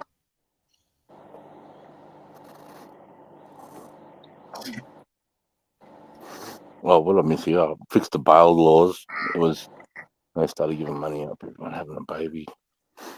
It's all Sydney. Fix all the bail laws, revolving door. Do you remember when that dingo stole that baby? Remember that?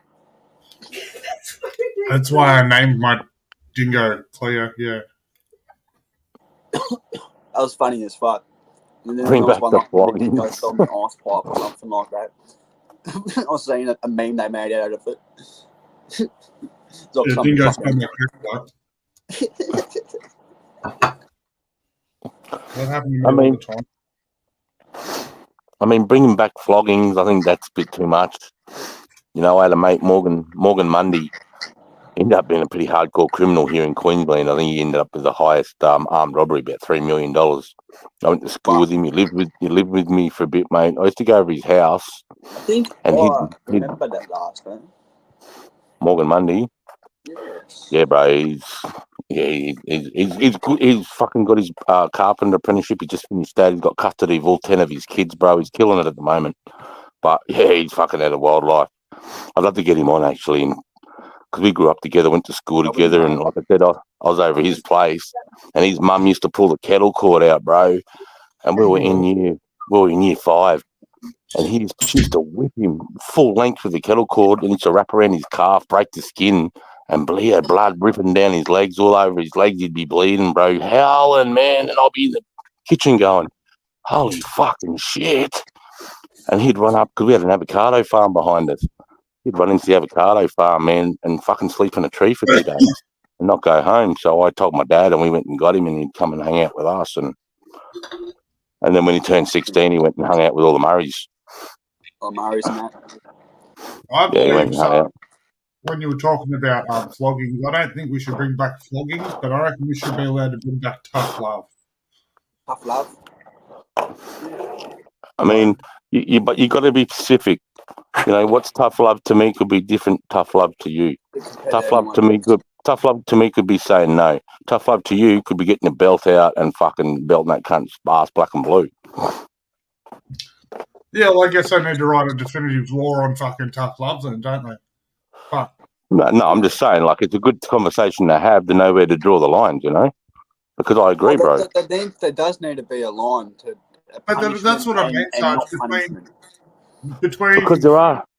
with half a brain on their head, you understand what tough love is, you know what I mean? So it's these dumb cunts that shouldn't have kids to start with that are trying to be parents that don't understand it. And I believe that's what half the problem is. They have like 6 or 7 different baby mamas at once. Not even that, bro. There's cunts out there with just one kid that can't fucking hack it. But there's cunts out there that just shouldn't have kids.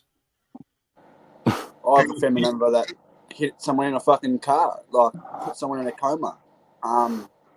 And he has all of his kids. Not one kid is in welfare at the moment. But it's okay for him to go do that to someone, apparently, and not have his kids taken off him. And that kid, the person who he hit, was a kid. Hey, let's put this into perspective for a minute, right? Let's say you've got a 12-year-old kid of either sex, doesn't really matter. They're on the verge of wanting to fucking run around and go out with their friends and whatnot. You're trying to be a legit proper parent. You're trying to sit down and talk to them and explain to them why they can't do these things and whatnot. And they want to get up and yell and scream in your face and carry on. What are you left with to do? What do you do there? Who, me? Oh, anyone listening, you know what I mean? But I'm just saying, like, in this day and age, that short, sharp bang, it comes into effect.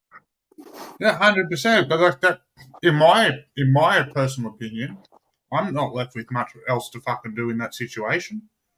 What, I'm supposed to sit here and have an argument with a fucking child? Are you serious? No, you're not. Yeah. You're gonna have an argument with a child. I'm not a child person. I promise you now, you will not see me argue with a fucking child. And I'll tell you now, because I'm a parent and I don't have fucking time of day to sit here and argue with. You're not immature, mate. You have mature. Over the time you have matured, and you're parenting now. Over the time your kids have developed, you have matured, mate. Maybe back in the day, you might have, if your kid fucking had a little chirp back to you, but not now. I can see that, India, and I can see that a lot of fathers out there. But it's just crazy, bro. I had a stepnan. Wouldn't say that, bro. Fucking, I wouldn't even say and mate. She would argue. She was a 40-year-old woman, mate. And she would argue with a 10-year-old girl. Sit there and argue all night. What the fuck? I spat at. I left. I couldn't hack it anymore. I left. I didn't like her. The first moment she walked into my fucking into my pop's fucking house, and then he got on one knee and divorced my nan. That's when I know you're trying to take someone's spot. Google, he actually probably just summed that up really well. Tough love, in his opinion, is no violence, but hurts you to make the decision for the greater good.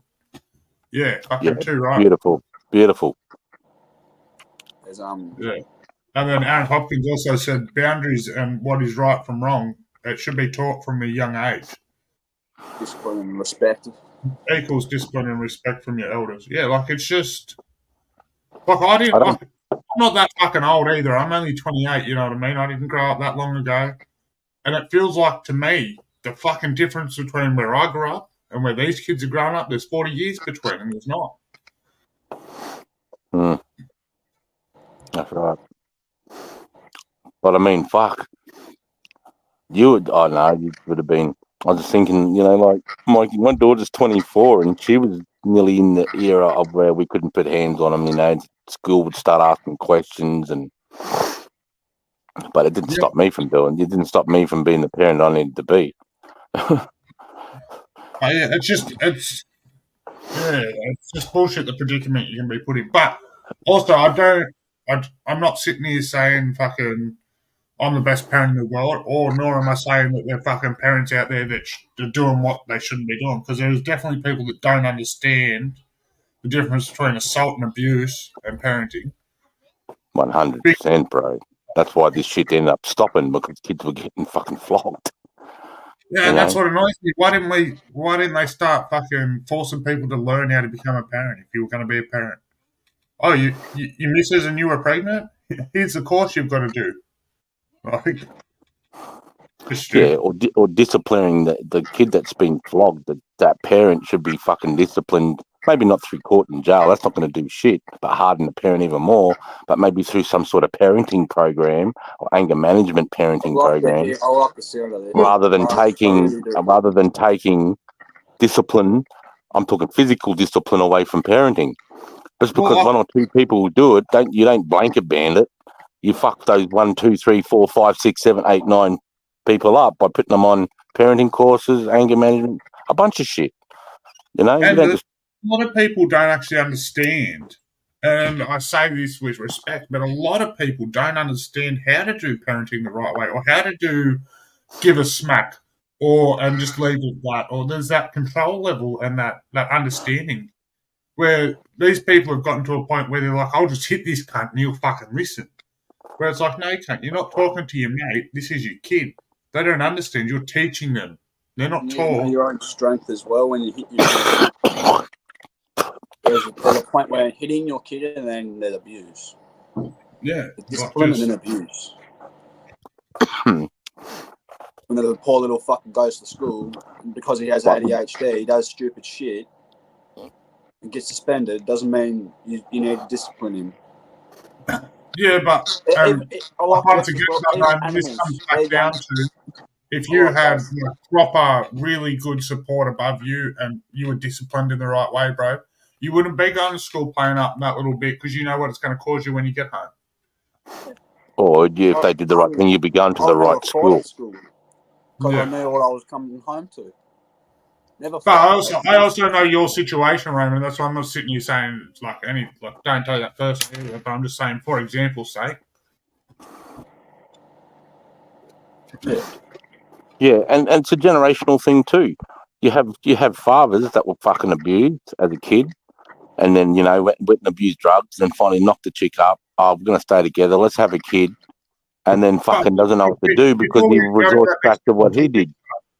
Once he's been abused, gotten on the drugs, gotten that missus, and knocked that chick up, right? Let's just stop there for a minute. Before he goes any further, all he knows is drugs and abuse. Mm-hmm. So no one's ever taught him. No one's ever shown. He's never seen it. Now he's about to walk into and give this next kid the same fucking treatment because that's all he knows. Yep. 100. And no one stopped him and said, "Oi, you need to do this. You need to do this." And now he's been doing it for a year or two, and he thinks he knows what he's doing, so he doesn't listen to any cunt. That's right. And they just do the old, I got fucking flogged when I was a kid. Look at me. I turned out all right. No, you haven't, cunt. You're fucking head. Because you just abused your kid. I wouldn't be able to have a kid right now. I'm fucked. Hugely fucked. That's good, mate. That's good. That's good that you're aware of that, mate. I wish young men would use contraception. Fuck, man, not now. I wish young men could have fucking self-control, mate. I wish they could fucking have self-control. I wish they could fucking say no to fucking just rooting the next thing that come down. I wish they could fucking put that condom on when they have to do it, bro. Have some fucking, be a man. Be a man. Tarp up. Respect the fucking woman that you're with, mate. Like, you know what I mean? Be a man. Be a man isn't be a hard cunt. Be a man isn't go out there and fight that cunt. be a man is find some morals, find some respect, find some loyalty, find some real good friends. And then live into that. Yeah. Living for them expectations. Because that cunt that goes out there and just fucking throws hands with every car, I'll tell you right now. He might look tough as fuck, but he's weak as piss. Strong men seek purpose. Weak men seek pleasure. Yeah. Strong men seek purpose. Weak men seek pleasure. Bang. And it's easy to sit in a fucking room and point fingers. Hey, I'm not. But when I say that, I'm not saying that from authority. I'm sorry, I've had a conversation yet. I'm referring to these cunts that are writing these laws, sitting in these offices that have fucking got the money and they don't give two fucks, man. They don't care what it does to society in 20 years' time. They just think it sounds great now.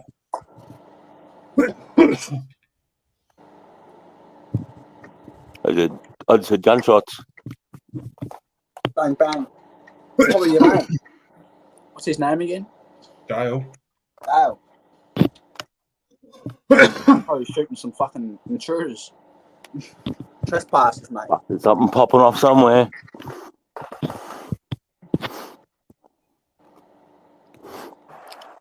I used to love living in the bush. I used to love hearing gunshots, man. You just hear them echo through the distance. I'm waiting for my phone to ring. I'm waiting for my phone to ring. Waiting for my phone to ring. Gunshots. Gunshots in Glenwood, bro. I want to know. I wouldn't do that. So this explosion last night, right? And the reason I fucking say this explosion because it didn't have that crack like a gunshot. But fucking, I was sitting here just like this, and fucking actually asleep in bed. It would have been about fucking 9:30, maybe 9:45. Next minute, man, there was this fucking bang, and I was like, "Fuck, what was that?" And then Ashley messaged me. She just got woken up by it, and I'm like, "Fuck, that was a big bang, man!" Like that meant business, whatever that was. Anyway, so I messaged Woodsy, and I was like, "Oi, did you hear that?" Because we're on the way we are. There's a hill between us, so I hear a lot of noise. He doesn't. Okay. So if it's a big noise, like for Woodsy to hear it, it's got to be fucking huge. You know what I mean? Oh, he heard it too. And he heard the cunt clear as day too. Well, bro, if it's that loud, then there's got to be damage somewhere. In smoke. I don't know if it was just a fucking like an oversized cracker just going bang, or if it was something fucking. But fuck, man, it was loud. Like a heavy steel load falling off a truck, maybe. No. I'm saying, Something fucking popped, bang. Like you could hear that. You could hear the pressure, like just that, like that, just. Probably pig digging someone's going. Someone's fucking firing a shotty, bro. Bro, I need a fucking. I'm just getting paranoid. No, I'm just waiting for a car to come flying down my driveway, brother. Trust me, this has happened before. I'll give you the drum.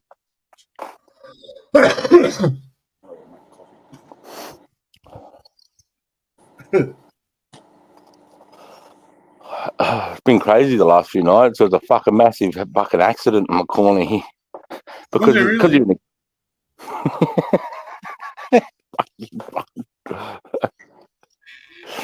Yeah, it's rare here, brother. Inside Glenwood on the highway, it's every other day, but yeah. No, I'm actually. You didn't tell me about it, so I was actually interested. You can't. I wasn't having you on. Oh, I thought you were like, oh, really? You had an accident with that? No, like because you've got these two roads, like the main road out of Glenwood. It comes like this, and then there's like another little suburb of Glenwood here, and they sort of come. And because it's, fucking hardly anyone uses the road, everyone just sort of comes in there and doesn't give way. You know what I mean? You just fly in at 60 Ks, you can't come in there 90 Ks, bro. And they come in and boom at 90 Ks and hit right in the corner here. And glass and skid marks and shit everywhere. I think what happened, because right next to the corner, a dude was built. He's cleared like 4 acres and he's put all of it into one wood pile. But when I cleaned this property, I had 3 wood piles and they were as big as my house, each one of them. You know, he's put it all into one stack and then lit the cunt, bro. We could see the fucking, it's probably 2 k's away and I could see the orange glow from here, mate. Sarah thought the house was on fire. And then, you know, you go up there and then there's a fucking prank. So the cunts would have been fucking having a bit of a rubberneck at the fire and boom. And then they're trying to get out of there before the cops come. Because you see every other day, you see cunts rooming through here with no number plates. Like a year ago, we had fucking dudes doing those drive-bys and try and pull the ATMs out of the servo. Yeah. They stole the car up near Budley at Gladstone and they sprayed on the side of it, Cop Hunter. Cop Hunter, got the bonnet.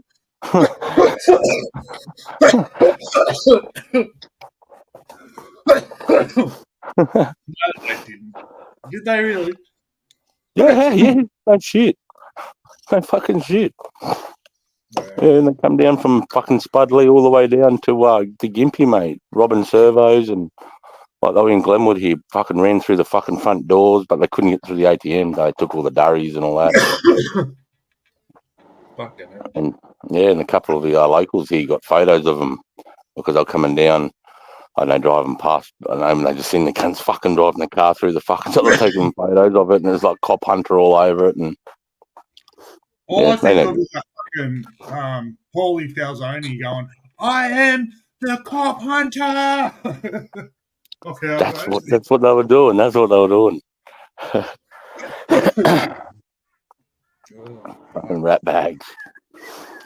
Oh, when I first moved here, that our local servo was robbed, mate, like hard 4 times in about fucking 2 years, mate. I was thinking, where the fuck have I lived? Where the fuck have I moved to? What have I done, he says. You know? But, no, it's good having a property because people, you know, it's not easy. Somebody's got to really think about this. They want to come down to my house and rob me.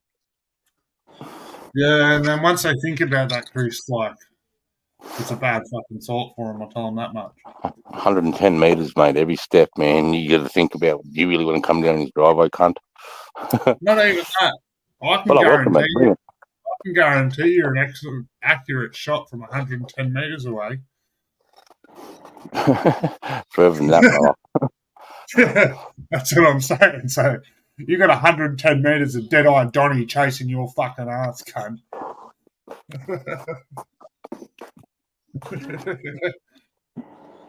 You know, that's the scary part. Once they wake you and Josh up, they're fucking going down the back anyway, the cunts.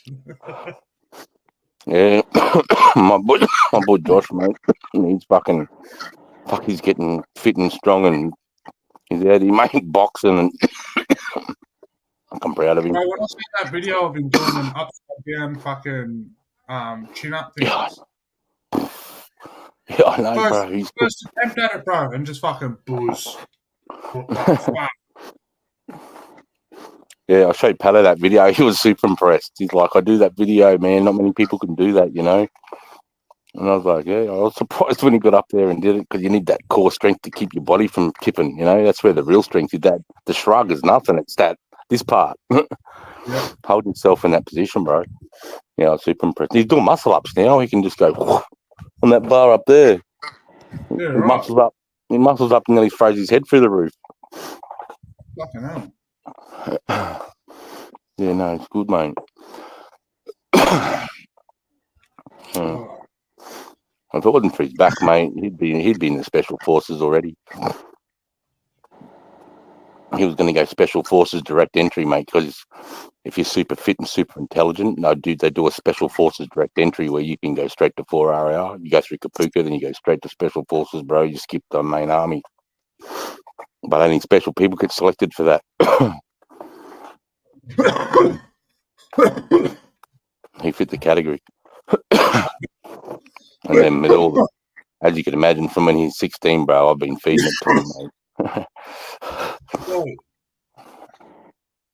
Been teaching it, been teaching him drill, been teaching him everything. Getting the cane at school. I don't know how to word strong without sounding a bit cocky, but I'm just going to say it. Josh being your son, would that give him any leeway when it comes to going to the army and doing them things, or it doesn't matter? Doesn't matter, mate. Everybody on their own merit. My dad was done 28 years, bro. When I signed up, didn't matter. Yeah. It's just when you get in, you might be around a certain crew of people, and they'll be like, "Oh, Gooding, oh, is your fucking dad Peter Gooding, the fucking dude who did this?" And I'm like, "Yeah, oh fuck, he's a good cunt. Oh, you must be his son." Yeah, every now and again you'll get that, Yeah. but you don't get any special. So realistically, same as any job force that your old boys worked in, you're probably going to come across a few people with war stories, but like, yeah. You just hope your dad wasn't a fuckhead. You know what I mean? Yeah, no, I just didn't know, maybe because like you said, you did a fair few years, if it gives him a little hand up and coming into the office and stuff. And I mean, if you're a good recruiter, you'd have to take that into consideration. A third generation soldier, you know what I mean? My dad did 28, I did 22, and he's signing up direct special. He cuts the cloth. He's cut from the same cloth, you know what I mean? That's a third gen, isn't it? Yeah. Fourth, mate. Both my grandfathers served as well. Guess how many great grandfathers I had served side? 2. Yeah, I was about to say, but oh wow. I was in World War One and World War Two. Yeah, mate. If you're a fucking 6th or 7th generation Australian, you're gonna have a relative that served in the wars for sure. I was about to say, unfortunately, they didn't have a choice in it back then. Yep. But they all most of them volunteered, bro. It was Vietnam was the hard one to conscript. Yeah, we had a student from my school that went to Vietnam. He was a photographer in the chopper, taking pictures. Yeah. That was a dangerous job in Vietnam, bro. Yeah, man. Anything in Vietnam was fucking dangerous. Anything, man. Oi, peg leg. Even So now, help a lot. you still go over there now. It's a bit dangerous, man. Stepping on landmines nearly. Sometimes. Yeah, there's no Australian serving overseas at the moment. We pulled out the last Australian serving pulled out 2017. 2017. Yep. So we've started losing our war experience since then, and nearly all the good operators that I know, bro, are nearly all out now. So they've lost all that experience because they didn't look after us, mate. Don't look after you. Didn't look after us, mate. Look at me. I had my whole job career planned out till I was 67, cunt. I knew exactly where I needed to be. Every day I had 5-year plans, 10-year plans, cunt. I was super fucking organised, brother. I was living for a purpose. And then they fucked me, bro. And I ended up tackling my boss, mate. It ended up in the fucking psych ward. Did you lose interest once there wasn't a war to go back to, Chris? No, mate, because at that time there still was, and I was being called to go again, mate. And that was another issue I had. I had all this shit on my plate, and these cunts were still going, "Come on, bro, we need you to come. You fucking, And I was going, "Fuck you, bro. I need to sort my fucking family out, you selfish cunt." Yeah, but you're the man for the job. Fuck you. No way. I'm just a cog. I should be able to be pulled out. And another cog put in, cunt. Like, get the fuck out of here. So I was pissed about that. And then I was pissed at you're replaceable in the army. You have to be, mate. You can't think that without me it doesn't work. You start thinking like that, you get an ego like that, bro, you're the weak link. Yeah. You think fucking they can't do this without me? Get the fuck out of there, brother. Of course I can do it without you. Well, this is the brutal, honest truth of it, Chris. At the end of the day, what happens when you get shot, mate? The next bike gets pulled in, you keep fucking going. That's it, brother. So, you don't go, stop. Time out. half time, sergeant's been shot. Nah, stop the war. Yeah, don't worry about that. I'm telling you right now, when I'm facing the enemy, I'm trying to add as much confusion to them as I can. Fear and confusion. Well, when you say confusion, Sarge, exactly what do you mean? Separate the way their fighting force is coming at you. You need to separate them. You need to separate them into 2 groups, mate. straight away. Once you separate them, then the group that hasn't got the commander starts to fucking lose their shit, mate. And because they start losing their shit, these guys try to come and save them, and then they fall into your trap. Your criminal record, brother, actually doesn't affect that. What's that? Google E's just said he wanted to serve until he got charged with a 50, but from what you've told me, your criminal record doesn't affect you unless you're an absolute fuckwit. He got served what? Read that comment there. Which one is it? Your criminal record doesn't have nothing I to do highlighted with it. Unless you do something hectic, like Jack just said. I think from what Sarge said, it was like murder and stuff that'll stop you. It Yeah. says, truth be told, I wanted to serve, but the cheat got in the way. I was training to get it until my last charge for a 50. Thank you, some smoking and relaxed after training to get in the Navy, and he didn't care. He still charged me. What? For a 50 bag, like 3 grams? Is that what you're talking about? Yeah. Oh, no way. You No, you're right. How long ago was this? Like, when I was a recruit instructor in 2007 and 2008, it was pretty hard not to get to accepted. That's all I'm going to say. We had some fucking dirt. We had some dirt bags come through, bro. That shouldn't have been. But they got found out, mate, because they had egos and they were full of shit, cunt. You know? They're fucking, you know, sometimes they can. Unfortunately, some people just aren't cut out for it either. Not everyone can do it, unfortunately. And I'm not trying to say that I'm better than anybody else. Just some cunts can't do it, just like some cunts can't work on an oil rig. Some cunts can't work on a boat. I can't. I fucking hate the ocean. Fuck the ocean. I'd rather be in a firefighter on the land any day than on a fucking boat in the fucking middle of a storm. Fuck that. I have heaps of respect for those cunts. Yeah, Google 04, I don't know if the laws were the same then, but from what Sarge has told me, unless it's like previous harm, fucking like murder or something like that, then you can join, bro. Is that Asho? I can't fucking see. Yeah. Asho. Hey, big fella. Bop, bop, bop, bop. There you go, big fella. Health as well. If you're affected by anxiety, depression, whatever, I don't think you can join. Can you, Sarge? Yeah. You can still join. As long as your psychiatrist or whatever says, you know, you're mentally sound, of course you can. I don't think I was. I had ADHD. I back then I only had depression, anxiety. Yeah, but don't you have physical? Don't you have physical disabilities, Roman? Like your stomach, you got a stomach problem, right? Yeah. And your back or something. See that? Just your stomach alone, bro. You wouldn't be able to get in, mate. I didn't have.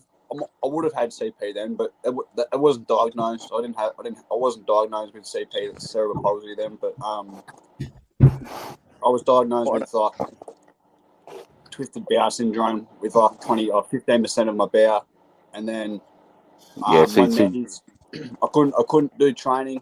I went to the first day of training, and she goes, "No." One of the lads I was working with, the nurse said, "No, you can't come." She goes, "Your knees are cooked." What was that? He wanted to do it for years, bro. He finally got in and fucking was there for about 3 months, and he wanted to get out. Yeah, I know. I worked with this chick, and she was the same, mate. And she was training. She was a hard little fucking Aboriginal lesbian, bro. Like she was one of the boys. She was a hard fucker, I'll give it to her. And she went and did all the kabuka training. I think she did 6 months training somewhere else, and she got out. I don't know if she got out or got let out, but fucking yeah, she was out 6 months later. What did that bloke you knew? Why did he fucking leave? Asho. Couldn't handle it, bro. He wanted it his whole life. He fucking trained for it. He fucking got told he had to drop some weight. Fucking dropped the weight. Got in there, and then he reckons it wasn't for him. Fair enough. He quit the job because he was working with us. He quit this job to go and do that. He got put in some remote place in the middle of Queensland somewhere for his training and whatnot. Stayed there for 3 months. He reckons the majority of the time he was inside where they were, and that's all they could do. Actually, I got a question for you, bro, because I was talking to Chris off backstage about this the other day. And people that kind of come from our upbringings, bro, when you were like 18 and that, what was your original opinion about the army? What did you think it would be like if you were to join? I thought it was the go for me, but then when I was younger, it was like I wanted to get into the cadets first, and then go from the cadets, and then go forward. Yeah, that's what I wanted to do. I did that too, Asho. But then became a career criminal instead. Yeah. And a dealer and a fucking junkie, and then all of that went out the window anyway.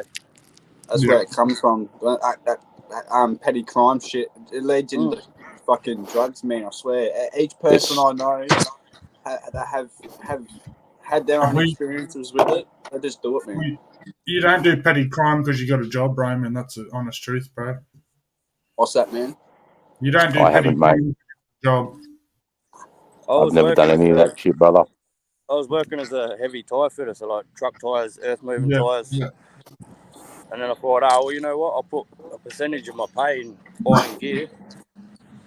Then I'll cut some gear, and then I'll get rid of some gear and move some gear, and then in the end I ended up getting on the gear and fucking was like, yeah. I was going to say, and then when you cut in the gear, you taste the gear, and then you got to try the next batch of gear, and then all of a sudden you're on the gear and fucking... It ended up coming to a point where I was just selling it to make enough to get more. Yeah. Made my own habit. And that big lot of money you started off selling with, you've only got half of that. It went to like $300 a day to fucking like $500, $600 a day. And then upwards, and it was like, nah, can't get you say? I mean, I don't miss it at all. Nah, no. This is what I've said a million times, Sasha. I wouldn't change it for the world, unfortunately, mate. I did go through some fucking hard times, don't get me wrong, but it made me who I am today. But I'd never go back. Nah. Oh, you don't dwell on it either, bro. I've never definitely go back to smoking weed. I've had that many thoughts about fucking, I wonder if I quit my job, go get another job and just start smoking weed again. I'll be happy. Yeah, it's probably going to stop smoking weed if you go get a job, Asher. I want to start doing, I don't know if it's anywhere else in Australia, but we have, down in Tassie, we have Incat, and it's like pretty much like they work on the big boats, like big catamarans. And I want to go work. I want to go work for them, bro. Big dollars in it as well. And I'm not sure if I can smoke because there's a lot of heavy machinery there. Yep. See, when I first tried quitting, it was because I had to go to jail, and it was like no choice, cold turkey. Hated it. Fucking sweats, fucking itchy, fucking couldn't sleep.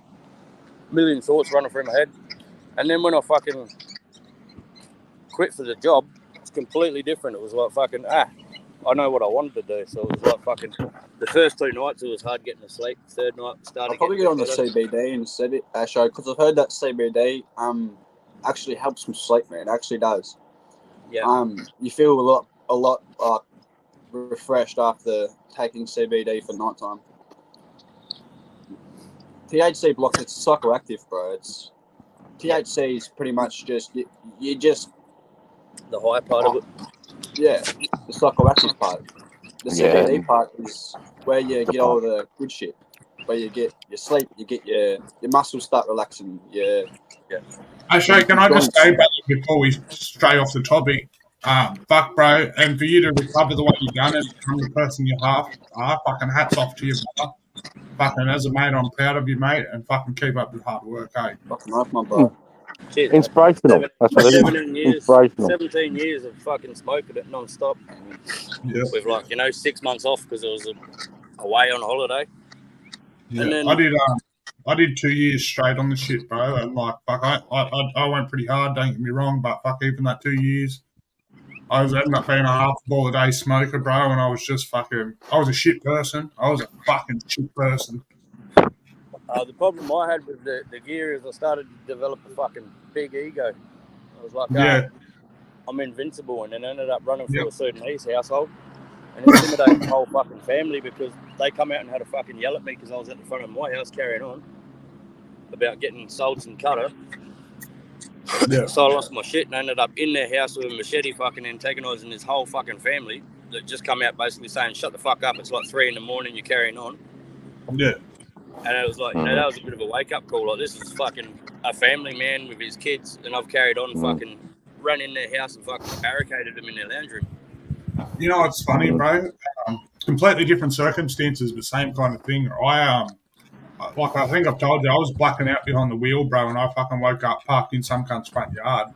And the thing that got me, bro, was that when I fucking finally come to and started thinking, I'm like, bro, I don't remember any of that trip, and thankfully it was like 2, 3 in the morning. There was no one on the road or that I know of. But I could have easily hit an oncoming car filled with a family going to school. Or even worse, Jack, going through a house.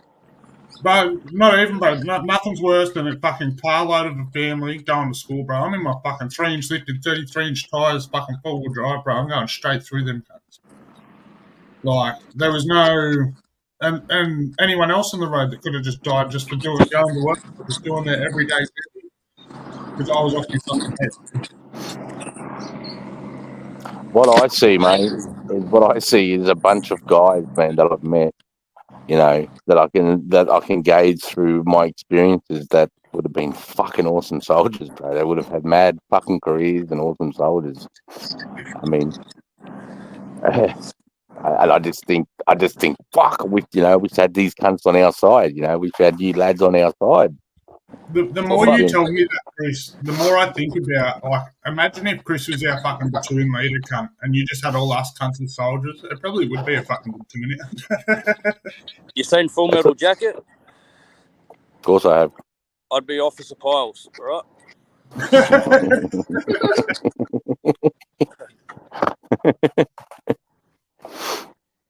Who's going to be the Joker? Thirsty. You just have to adapt in a 12-inch cock hanging off the front of it, and that's thirsty. Mate, well, that's why I said if Australia went to shit, bro, I've got 5 acres here, bro. I'll get guides here, man, and we start barricading this place. I already said to my next one over, I said, I'm sorry, cunt, you're old. I'm coming to kill you and taking everything you got, brother. He goes, really? He goes, really? I said, yeah. Sorry, mate. My family, my fucking boys first. But, you know, he didn't say it. This takes over Glenwood in 48 hours, and it was only a 72-hour fucking world siege. Dude, you know how many fucking hours a day I sit here and think about shit like this, brother? I was like that. Mine was more zombie apocalyptic type. I was like, fuck, I want one of them to happen. Yeah, bring that shit on too. Fucking Bunnings. Oh, COVID. I'm telling you. Where's the COVID at? Wait until next year died off. happens. The start of next year happens. We'll come back. Oh, there we go. That's a good fuck.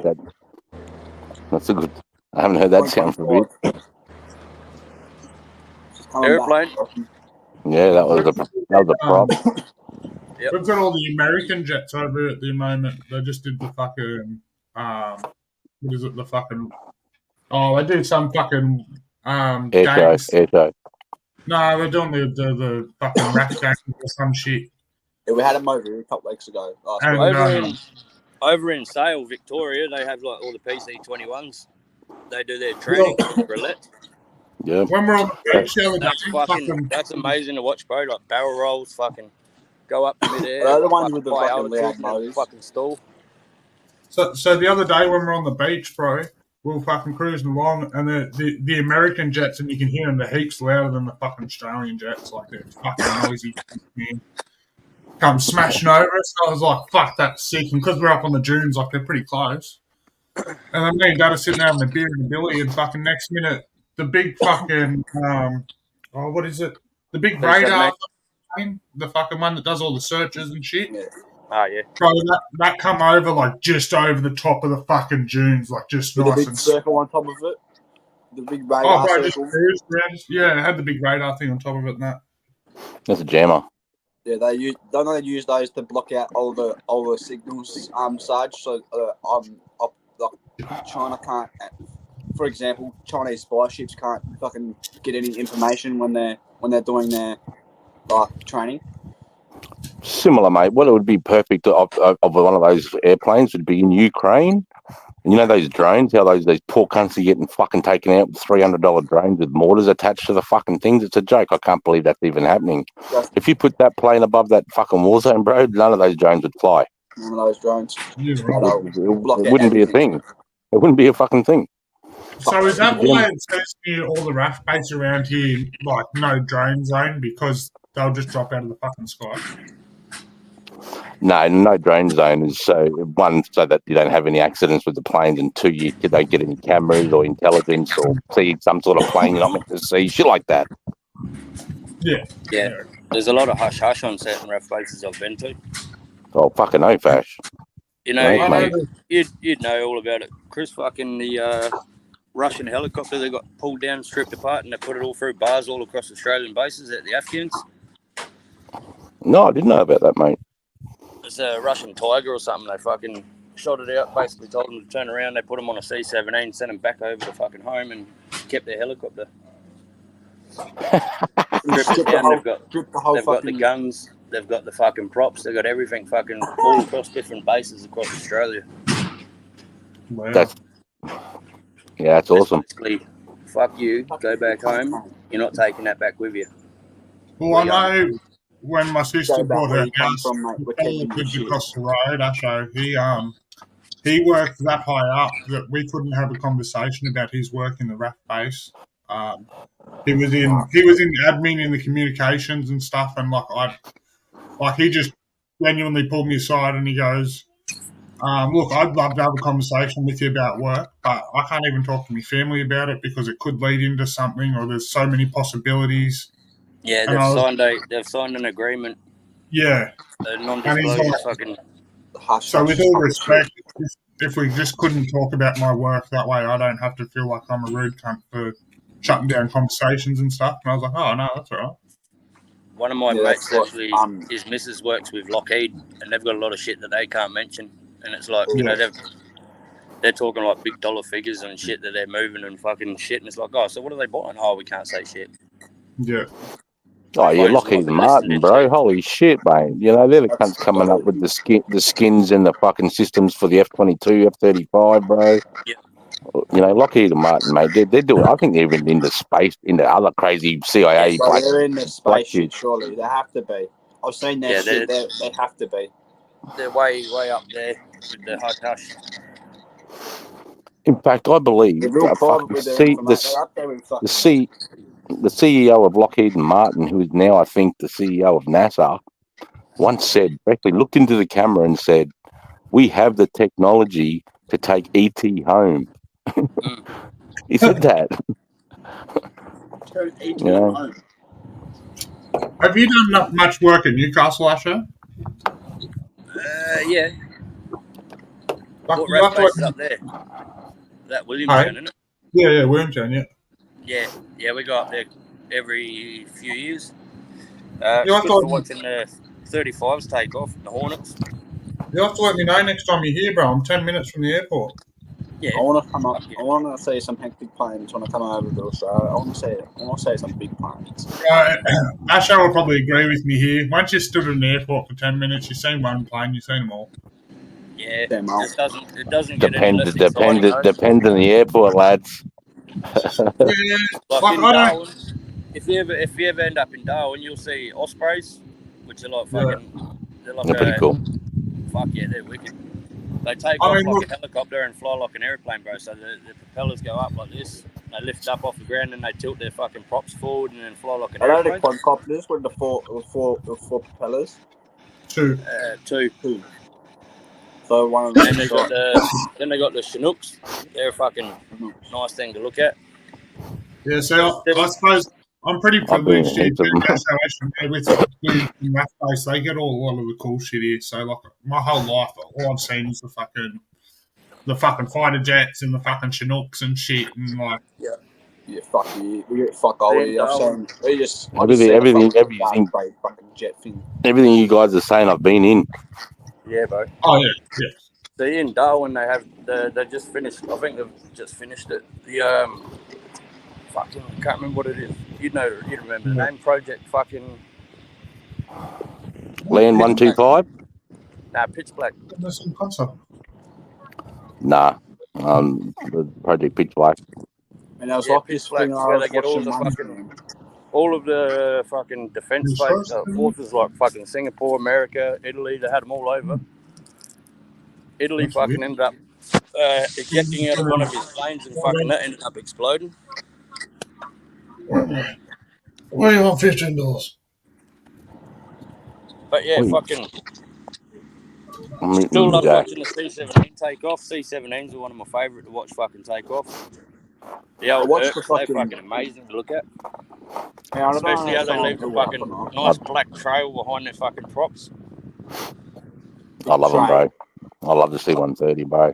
I've been in that motherfucker when a fucking surface-to-air missile locked on that cunt, mate, and we had to fucking bank hard, bro. Throw out fucking the heat signature and then drop down, mate, and start tactical flying all the way into Baghdad, bro. Coming in hot, mate. I was so fucking scared, bro. I thought the plane was on fire.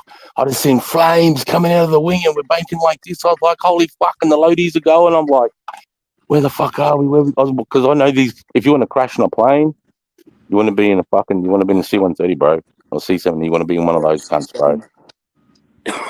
They're good. Amazing They how much room a C-17 only needs to take off, bro. Like fucking couple of speed. Fuck me, how does something that big lift up that quick? And they can land in 1.5 feet of mud, actually, on a runway. I've seen it happen, mate. Yeah, I've seen them No. fucking landing in Antarctica on fucking ice. It's like, fuck me. When did the certificates end, Sarge? When with the schooling? Or was that even in place? This What do you- fella's what- saying sorry? not back for not having his year 10 certificate. Yeah, Yeah, that's true. 16. Yep. What the fuck? Yeah, you need your year 10 certificate minimum, boy. If you want to do a good job, you're going to need year 12. I'll finish year 10. I didn't finish that much. Didn't make I was year saying, 12, bro. we made a national and half the crew out. I was doing some funny business in year 12, year 11. No, year 10 is good enough. You get you into the army, and then once you get in, you can change your job. So just say You sure Hey? year 8 isn't good enough? 100% positive, brother. What if you repeat year 8 though? I did. I did too. I repeated year 8, bro. First year 8 was shit. Second year 8 was shit. And then by the end of that, I was like, I ain't going into year 9. Fuck that. I didn't do grade 9. I fucking hated grade 9. 8 was shit. I hated grade 8. Grade 6, grade 7, grade 8 was shit. Grade 10 was the only year I liked. I love. Because I left the I had a school. mate that was with us in year 8 and year 9. He was a year 9 student. I was in year 8 repeating. In tech class in woodwork, he was fucking making the fucking handles and mechanisms and shit. And metalworks, he was making a barrel and fucking the firing pins and everything. He's sitting there making fucking little 222 fucking go across to the wetlands, because right next to our school was the wetlands and that there, and he's like, fucking, we'll try all it out, see what it's like. Fucking pushed it in, fucking slid it over, and then pulled the spring back, and then fucking. This is the sort of cunt that when I was growing up, he was obsessed with guns. Proper gun fanatic. When I was in year 8, I seen one of the best fucking fights at school I ever seen, bro. It was these two little midget cunts. They were like fucking the shortest cunts in the school. And they were friends for fucking ages, and they had this beef, and it turns out there was like this little fucking corridor thing. It was like just a little walkway. Had metal poles with a fucking colour-on roof. And these two fucking midgets, they're not midgets, but they were short at the time. But they're having a fucking go, and everyone's crowded around them. One little cunt grabbed the other little cunt by the fucking school and swung him around in like this big fucking helicopter circle and just swung him straight into a fucking pole and KO'd him, mate. Fuck. I was like, holy fuck! I used to love school punch on. They were fucking filth. Enjoy, brother. Good day, eh? Big love. Salama, bro. Brizzy. Bro. Have a good day, mate. Be safe. Yeah, brother. Be good. Or be good at it. I just wanted to just a comment back here. What happened was, Chris, I stayed clean for ages to get in whilst training, and the recent charge for 50 weed, there was no point doing the charge, brother. Actually, if you're saying 2004, the laws were stricter then. It was when Kevin Rudd became the president. The fucking prime minister. He lowered the standard. Mate. That's when 2007 was when he lowered the standard. We had a bunch of fucking. So yeah, 2004 there would be strict. Plus, if you do, I don't know. I'm not going to comment. I'll be assuming, but I know 2007, and it probably would have stricken after Afghan. See, I don't know, because we're losing so many people, mate, from Afghan. When you'd have a 9-month deployment, come back, you'd lose 40% of your people straight away. Discharge, boom, done, gone, and then over that next fucking 24 months, you'd lose another probably 20%. 20. You know. Fucking fair. Yeah. Well, some guys are like, "Fuck, I've been to war. I'm not going back. I'm out. See ya, done." Some guys are like, "Yeah, no, fuck, I got my money. I don't want to do this shit no more." Some guys are like, "Oh yeah, no, I'm gonna keep on. This is mad." And then after 2 years, they're sick of going bush because they've been to war. They played their game of footy, and now they're back fucking training for fucking under 18s again, bro. Knowing that they're not gonna play A grade again. No, they fucking go after a couple of years, I was selling a massive fishing. Oh, actually, it wasn't even. It was a fishing rod, yeah, but it was a boat rod actually. One of the big boat rods I would use for tuna fishing. And, I was just at home one day and I got a text. I put it on Marketplace. I did, and got a text from this guy. He come around, whatever. But this guy was like 7 foot. I was like, holy shit! Opened my fucking eyes up real quick, and I was like, holy fuck! It was an SAS soldier. Turns out, yeah, he was over Afghanistan. Blah blah blah. Was fighting. He just stopped, bro. Couldn't bother going back. Because I just stopped. My mental health got to me, the best of me, and I'm here now. I just want to fish. So really, guys, yeah, I just want to fish, bro. It was just, it was a bit weird. It was a bit skeptical. I was a bit like sassy about it, bro.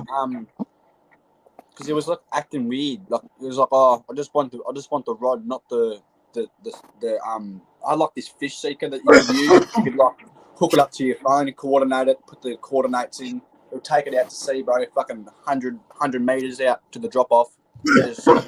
It'd drop off fucking the bait out. You would be able to wind it in with this rod. Had like 1,000 breaker strain on it. Braided breaker strain. So she would not stop. I had a skate on the Canada one day. Fucking massive skate too. But yeah, I sold it for him, man. He just wanted the rod. I was like, oh right, and I'll just give you the rod. But I had the fish seeker advertised on with the rod, and I said I would like them both sold at the same time. I wouldn't like it sold separately. I'd rather have it all done in a whole fucking bulk fucking lot. I was like for $2,000 or something. It's pretty cheap. Because that fish seeker alone, it was like this big, Sarge, and they're like feeling like $4 or $5 grand itself. I was like, holy shit, and I got it. Because I can't be fucked going out in my little boat. He was a big guy, man. He was massive. He was fucking. I looked at him, man. I was like, holy shit. They're not all like that, mate. I've seen SAS soldiers that look like Jack and you. Yeah, that's like, and then I've seen. There's no Pacific look. He was like me, the same size as me, like same height, probably the same. Not like this. He had a bit bulk on him a little bit, but it was the same height. I was like, that's fucking. They're gonna be fit. So I could go to the SAS. I could join the fucking SAS, and I tried to. Nah, mate.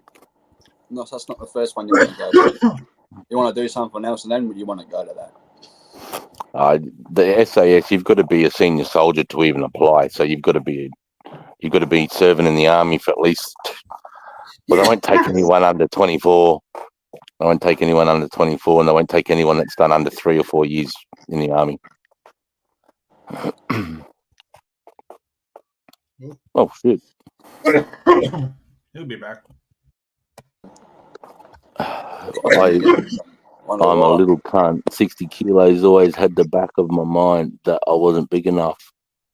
Nah, Googly. No, Googly. No, bro. You're big enough. You're big enough, brother. I said the same thing to Sarge, actually, Google, and he was saying to me, at the end of the day, it doesn't matter what size you go in at, because of all the training you do, bro, that's what makes you big. It's not, no cunt walks in as a fucking meathead and goes, yeah, I'm here to be a soldier. They all walk in like you, me, Roman, and they walk out because they've done fucking 3 years of nothing but fucking train, bro. You're And fit, eating man. right. How You're heavy forced those to packs eat. you put on You're your forced to back fucking eat. on the walk? How heavy are those packs? Oh, fuck it. 35 kilos. 35 That's a kilos? standard. That's a standard weight. 35 standard is weight? standard. What did yours weigh, Sarge, at the end of your fucking trips with all your shit? Oh, bro, I've carried packs over 55 kilos, mate. That's my pack. That's not my That's not webbing my- or my that's not- rifle or my that's not ammunition, my bro. weight. That's just the shit in my pack. So as like when you had all your shit, right, at your peak, what was your full body weight with all your gear on? Oh, shit. If all my gear on with, mate, like Let's say 160, 167, 170 kilos. And that's If before you your if you weighed me with all my kit on, if you kitted me up and said we're about to step off, and then you put me on the scales, I'd weigh in somewhere around there, I reckon. Well, what did you weigh before you put all your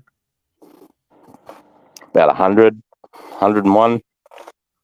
101. 40 kilo pack kind of thing, and then Ammunition, food, water. We got 10 kilos just in water, brother. You know what I mean? And then, do you really want to take 10 kilos? But if I can give you another 2 litre bladder, you're going to carry it? Fucking oath you are. So it's up to you how much weight you want to take, you know? Because you want that fluid, you know? See, I'd put more water in my pack for my boys, bro. I'd see what my boys were carrying, and then I'd go, fuck this, and I'd start putting 2 litre packs, collapsible packs of my water into my pack, bro. Just with your standard pack and your water, you're at 150 kilo. And we go, what, probably 10, 15 kilo for ammo? But that's relative to your size too. I'm not going to get somebody that's fucking 5'7" and weighs 60 kilos. He's not going to be carrying my pack, and nor should he. Yeah. You know what I mean? He's going to be carrying what he needs to carry, bro. I carried extra. When I was a digger, I never carried that. When I was a digger, you know, I would have weighed. I should have probably made this. This was at the peak. I'm just saying for you yourself at your peak, like that's a lot for one person to be carrying. I'm not saying you don't walk in and carry this. Fuck no. No fucking way, bro.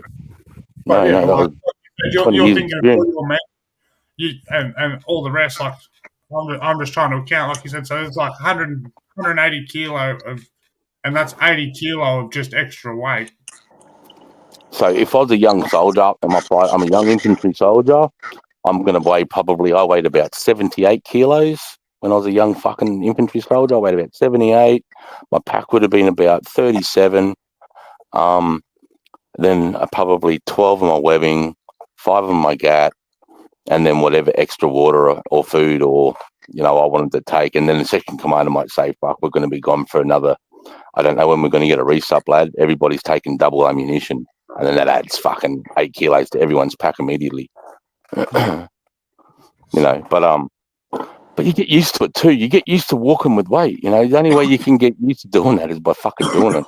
Putting heavy loads on and just hitting the road, bro, and just walking all day and night for weeks. It's the only way you can get out of it. Put rocks in my bag, Sarge. Big rocks. I've done that to punish my soldiers. Put a towel at the bottom of the bag so it doesn't go through, and sometimes bricks as well. Put some bricks in my bag and just fucking weigh it up. I made some of my cunts put 16 kilo kettlebells in their packs, mate. Shut their fucking mouths sometimes.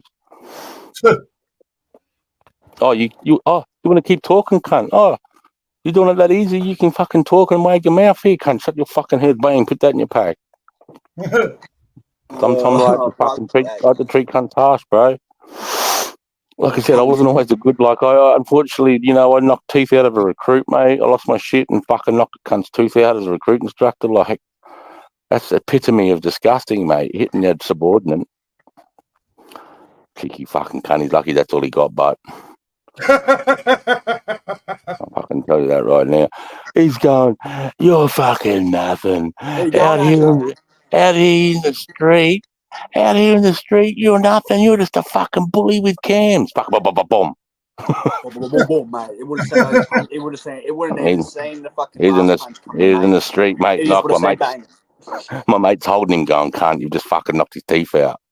I'm like, I'm lucky don't stop on his cunt's head, and MPs come past. What's going on here? So I think this cunt just fell over, bro. I was talking in the back of the car. And I forgot about it. I fell asleep because I tried to break into a nightclub after that and fucked my finger up. And broke. Had all my finger was all degloved, and I had to do a charge at 6 a.m. I'm fucking rotten drunk with my hands like this, and I'm fucking charging this cunt for insubordination. And the CO's going, "Cunt, all I can smell is piss. You cunts are fucking rotten. Why's your hand fucked up? Why's one of your recruits down at the fucking hospital?" I'm like, "Oh, fuck." I'm like, "What happened to the recruit? Remember you knocked that cunt out last night?" I was like, "Oh, yeah, he was gobbing off." Fell over, he hit his tooth on the ground. It wasn't my fault. And then I got him in the car and I'm driving him to the dentist, mate, because he comes bang, bang, bang. I'm like, "Who the fuck is it?" And they were like, if they want to speak to me, you got to go, like, "Recruit Dago to speak to Corporal Gooding, Corporal." And I go, "What the fuck do you want?" "I'm missing a tooth." And they're like, "Yeah." I'm like, "Get the fuck in here, cunt. Right, this is what's going to fucking happen. You're going to get my fucking car." Because he could fucking end my career. All he's got to say is he fucking knocked my tooth out. Starts an investigation on me, bro. I would have been done. And deservedly. We fucking know a day on a fucking massive investigation with ABC News. Yeah, I know. Hasn't So in that situation, did that bloke turn out to be alright, or was he always a fuckwit? I don't know, bro. It was the last week of his recruit course. That's what I mean. He had 6 beers and then thought he could fucking have a crack, mate. Calling me a bully, saying I'm nothing. You're nothing in the street. I fucking righto, cunt, I'm gonna show you. I'll show you what. Plus, I had a skinful too, bro. I had a skinful. You don't come at me like that when I'm drunk. Anyway, he ended up drunk in his street. But I got my missus see me fucking KO'd out the front of the kebab shop, mate, in Main Street of Wagga. Because I was smashing cunts in the fucking pub, and I'm all, "Fuck yeah, look at me, smashed these cunts." Lined up, got my fucking kebab, boom. King it, what do they call it? Fucking coward punch, bang. I'm on the fucking thing getting waken up by the kebab owner, mate, because I'm halfway through his fucking window, kebab everywhere. Mel's in the car park, guys like this crying, going. And I'm like, "Where is the cunt?" They're like, "They're running up there." I'm like, Mel's like, "Get in the car." But yeah. Mel seen me fucked up and fucking punched on heaps of times, bro. No, you don't even have a fight. I'll punch on. I'm known to punch on the security guards. I'll have a crack, though. Got a bounce. Problem is, I don't give a fuck if I lose or not. You guys are rotten. What? You guys are rotten. What happened? You guys are rotten. What happened to your hand? I smell piss. What? What did I miss? That's what you said, you funny cunt. Talking about when you walked into the office and they're asking you about the fucking old mate that got knocked out and you were drunk and. Oh yeah, right. The officer's going, "Yeah, you smell like Okay, he was quoting what the officer said to me in the charge room, right? Sorry. Yeah, because he's like, "What the fuck are you doing, cunt? You smell like piece of fucking rotten. You've got recruits here. This is so unprofessional. Where's the CSM?" CSM, mate, I got a good face ripping that morning. Oh, my God. I felt proud because I give face rippings all the time, and I was thinking, fuck these CSMs, bro. They're letting me get away with too much. I need to be fucking smacked around the ears, I need some cunt to fucking give me one, bro. Because I was getting too big for me boots. And then he's like, "You've been doing burnouts up at the golf course in your fucking van." And I'm like, "Yeah. Yes, you fucking cunt. They want to fucking kick your fucking car off the base." I'm like, "They can't do that. I've got to drive on the base." "That's what I mean. They're going to make you walk from the front gate, cunt, every day." I'm like, "Well, fucking going back for him." And he jumped over his desk, mate, pushed me up against the thing. He's a woe too. 6'2" artillery fucking CSM, brother, been in like 35 years. And he's down my throat, and I'm loving it. I'm just going, "Thank fucking glad you're doing this. I needed this." Clapped me up a bit in his office. Or after you blew the wheels off the back of the van? This is after. This is like, that was 2005. So we're talking 2000. This is 3 years later. So it's what you're first speaking to about how you manner with this van. Oh, bro. I left at number 11 from the front gate of the fucking home of the soldier, from the front gate of the Kapuka, the main drive that I have on display, which is 400 metres.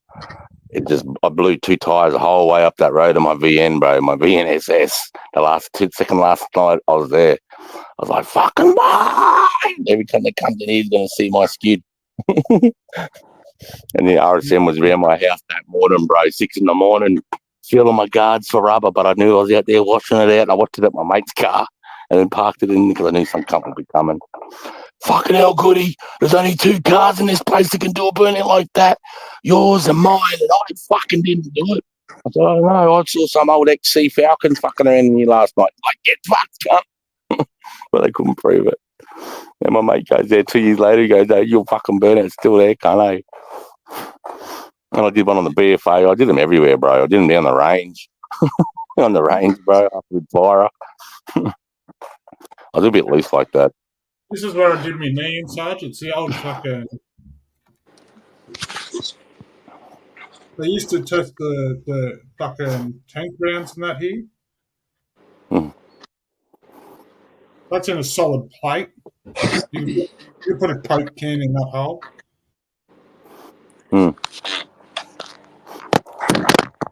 See that solid chunk of steel there on the ground? I need my glove.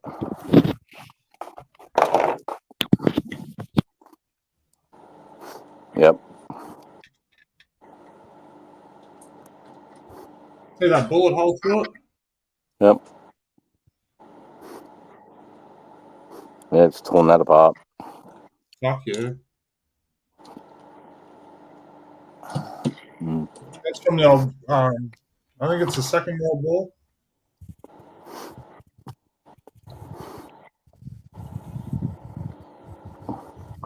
Just ask Jack Gunn. Oh, yep. Crazy, eh? Yeah. Like I said, I'm getting in that hole, bro. What is What'd in you that say? hole? No, they're bullet holes. What the fuck? Yeah, that's like that looks like 50 cal. Punch for that. Bro, that's fucking massive. Yeah, from what the old boy was saying, it was where they were practicing the anti-tank rounds, Chris. Yep. Tank. Yeah. Any tank. So they're finding rounds that they can shoot through like 1/4 inch steel, 3/4 inch steel. So that steel block is about that thick. And then it's so about that wide. And they drop them in. And I think they put 2 of them in. And that thing was blasting through 2 of those, bro. Yeah, better ones than that now. That first one was all just twisted and blown out. And then it penetrated into the back end. Yep. Yeah, they're way better weapons than that now. Oh, fuck yeah. But that, like I said, that's World War II, bro. So imagine what we got now. The Saab rounds we have now just hit the outside. It just goes, it's got a big soft lead thing with a copper head, and it comes in and then goes like this, and it delaminates the steel. It puts a shockwave through that armor plating, so nothing penetrates through it. But it hits it, it slaps it, delaminates it, and it puts it through the shockwave, and then on the inside, the exact same chunk of metal that just hit flies off and bounces around inside there like a hot ping pong ball, but it's carved everything up, bro. It's fucking nuts. That's fucking nuts. Oh, dude, it's scary when you're in a fucking armored personnel carrier or Bushmaster. That's what you don't want coming at you. You can't defeat that. But lucky Taliban, ISIS, they don't have rounds like that. They're too expensive, Saab rounds like that. Come on, fellas, back them up. I just want to check the thing. I just noticed Boogie and the Beast, Frosty, Googly, bruv, the rucksacks are 50 kilos. No, Googly, no. You wouldn't carry nothing over 35 kilos, I'm telling you right now. Especially if you weigh 60, you physically can't. You can't carry half your weight or 3/4 of your body weight. It's impossible. So if he weighed 60 kilos, how would he go? He'd only be able to carry like 25 kilo, eh? At Kapuka, that's what they do. They're not just going to go, too bad. They're going to, first you're going to start off with about 7. And you'll get used to 7, and then they'll take you to 15, and then they'll start working out body weight, you know. And unless you go into a fighting corps like SIGs, artillery, infantry, you know, you won't really get into that much pack marching. You know, some of the other corps don't do it because they don't need to. They're all vehicle mounted, so they don't practice walk. They don't practice walking. But Sweaty Park look like the cunt. Hey, Boogie and the Beast, Skippy, how are you, brother? Got a bounce, dance, catches later. Yeah, Google E, thanks for popping in, mate. Up, I love the Atlas Gravy NSS.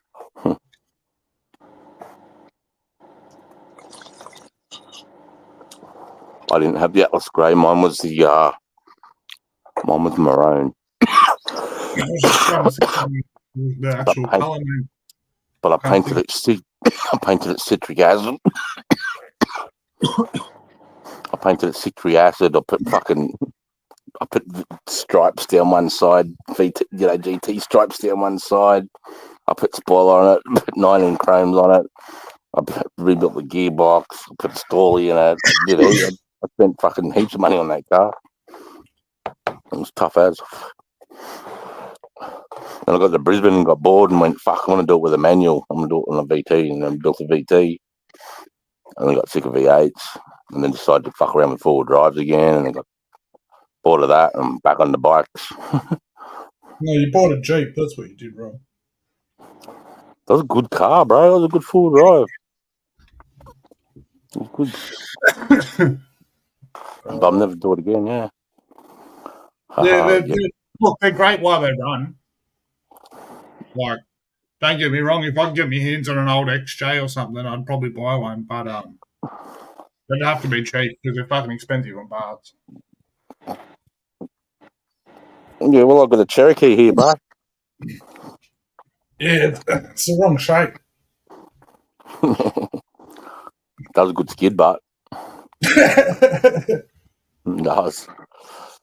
Morning, fellas. Nice wake and bake, says Shouty from Adelaide. Hippie opium from Adelaide. I don't know if I've. Man, how are you, brother? Fucking surprised I haven't seen you among the. Probably have. No, I haven't. You haven't got a blue banner. Bong Monster, yo, what up? Just us, Jack Gunja. Hey, brother. Big in the beast, wake and bake, yeah. So tonight, Sarge, are we going to do a bit of a yarn on fucking some war stories, or are you just paneling, or? Fuck, I haven't even thought about it, Jack. That's what I thought I'd talk to you about. Yeah, fuck, what do you reckon? I reckon we bring it back to what we started with and do a couple of war stories for a bit and then do an open banner. I'm up for that. Yeah, see. Yep. What's that one? That's pretty good. It's old. Yeah, fucking know.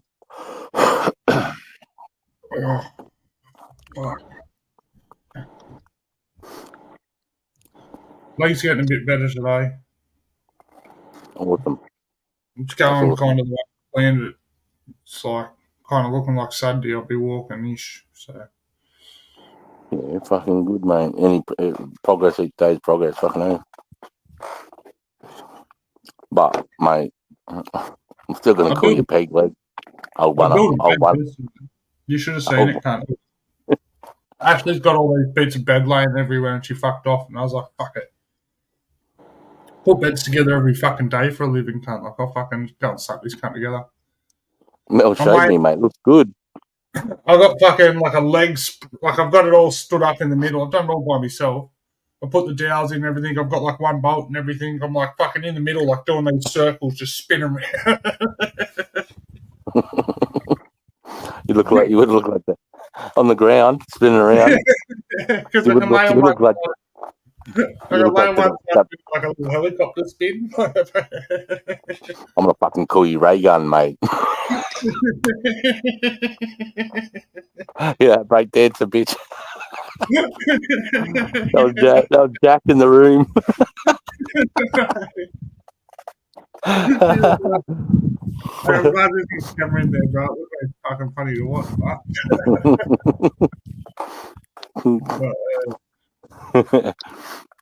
Oh, mate, I went on to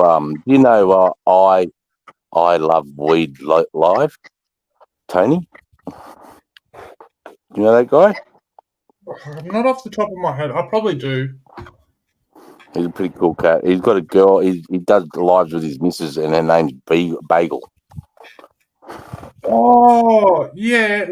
Are they American or something? Yeah. In Seattle. Yeah. I think I've seen him through JMate's channel or something before. Yes, that's him.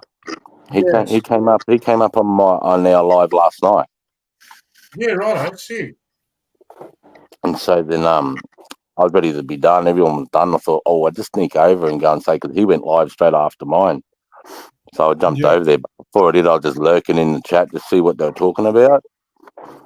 And bro, he goes, I was just on a guy called Just Us's channel. You know, he's still a serving sergeant in the army over there, which is not right. And then he goes, the Aussie guys. He's talking to a Canadian lad. He goes, those Aussie guys. He goes, they're 420 community over there, man. Fuck that. I want nothing to do with them. He goes, they're all bickering and it's no good over there. Fuck, it made me feel fucking. And I was listening, going, this is bullshit, bro. That's not how it is at all. You know, like. So you know. They're not wrong either. The fucking. No, the fact that the rest of the world is looking at us, our community, like we're fucking dickheads, mate. Like. That's why you look at. That's why I step back from the drama, Chris, and I try. If you stir me up enough, I can get an input. But besides that, I try and keep the fuck out of it because it's just not. It's not a good look. No. Where I'm coming from is though, people from other countries didn't know I was there. They were just talking about us, you know, saying we're shit over here. We're all bickering and can't sort it out. It was just. I mean, coming from a bunch of fucking Americans, that's a bit harsh, but yeah, true.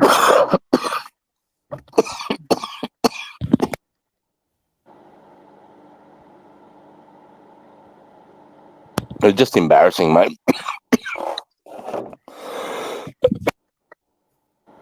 It just made me think, you know, I want to remedy that. I want to fix that. I want to go to a panel and go, fuck yeah, those 420s over in, or that community over in Australia, man, they're sick cunts. That's what you want to hear.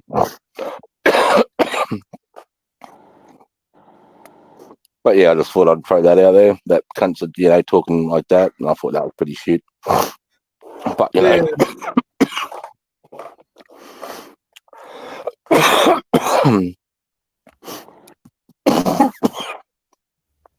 I can't believe all my tanks are full. Yeah, that's pretty funny. Joshy totally fucked it. I didn't, because Mel comes out and goes, they're all full. I'm like, fuck, I don't know who to believe now. So I went and dumped on them and walked on top of each one, mate, and opened up the top holes. And I could touch the water in all of them.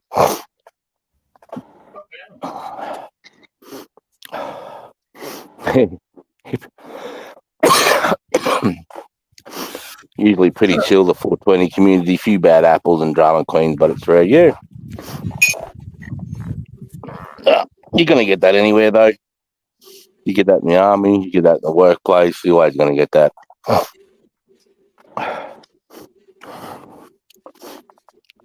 You know, I was talking to the other lads too, you know, you can't go around policing what people watch and going, you watch this, you can't be on my channel. Like, who the fuck am I to dictate to tell you what to watch and not what to watch? As long as you don't come here and talk shit and fucking bag cunts out, you know, creeping around going, oh, you know, I seen you on this person's page. No, you know, unless he's a putrid fucking, we know, like that Wok 55 fucking dirty fucking putrid cunt. You know, it's different. That's a different story, right? But anyway, hippie opium. How come I've Boogie and the Beast? It's been a while, brother. How are you, mate?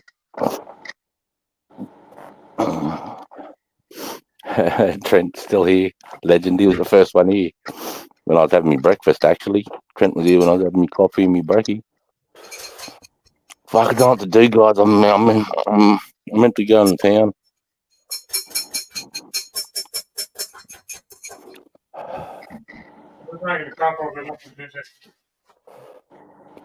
I'll make a cuppa. I'll have one cuppa. I've got, like, how many billies I've got here? I've got fucking 2, maybe 3 buckets left.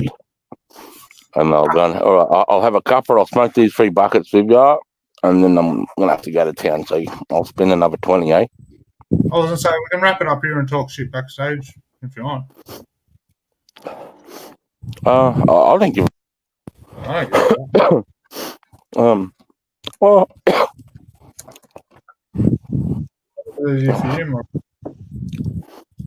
hang on. I came outside and everyone's asleep, mate. Oh, fucking hell, Precious, you cocksucker.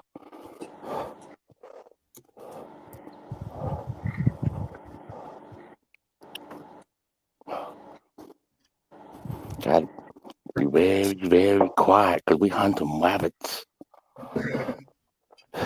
It's rabbit hunting season. Sarge was on the stealthiest mission he's ever had. And he's got the Rocky music playing. Bam, bam, bam, bam.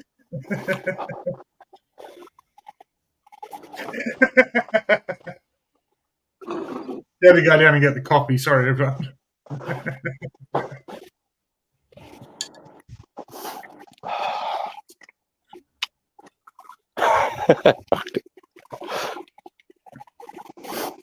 Do you ever do the old drill robot where you get the drill beside you? Whenever you do a movement, you pull the trigger, you go, do that in front of the kids. They love it. You ever done that? Can't even stand up on my own. How do you want me to fucking pull that off? Do this then.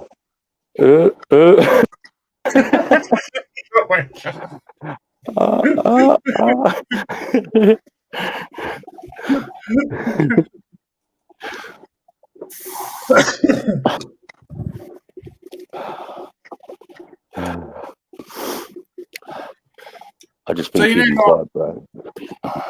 You know, I got you that present yesterday, side, that flag or whatever. Fucking, I was showing Hursty. Hursty bought fucking all of them off the same site, all the ones they offer, and was sending one up to Spud, and he was going to send the same one. I was like, no fucking shit.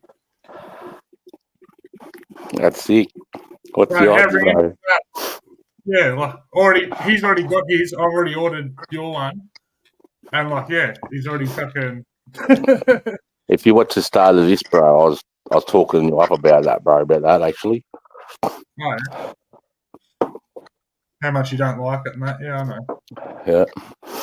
How much I'm gonna fucking dip it in water, whip it around, come down there and fucking flick you with the cunt.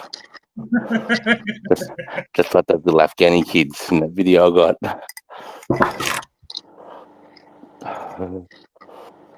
What? I don't know if I can. Yeah, fuck it. I've got this picture now in my head of Chris running around Afghan with a fucking wet towel chasing Afghani kids in his full soldier getup. Come here, you little man. Why? What of it?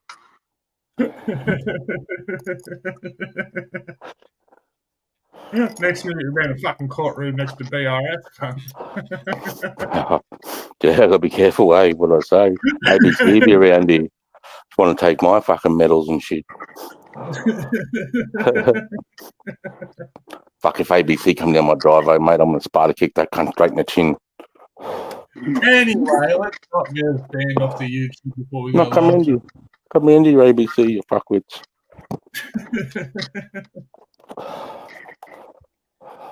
Oh god, we started something then. I can't believe me and you went down a 2.5 hour rabbit hole the other day on that. What? You went down like a 2.5 hour rabbit hole on that whole fucking topic. Bro, that spiraled quick, eh? That went from looking up one thing to fucking. Oh. Everybody knows about it too. Like, people asking me from all over around the world, mate, about it. You know, the sad part is that we can only say so much on it without getting fucking done for it. And the whole thing's fucking disgusting, Jack. Bro, 100%. The more that, especially knowing like some of the stories that you've actually told me from over there, and then hearing what they're fucking trying to associate to a war crime and who they're using for witnesses and stuff, Mate, that was fucking disgusting.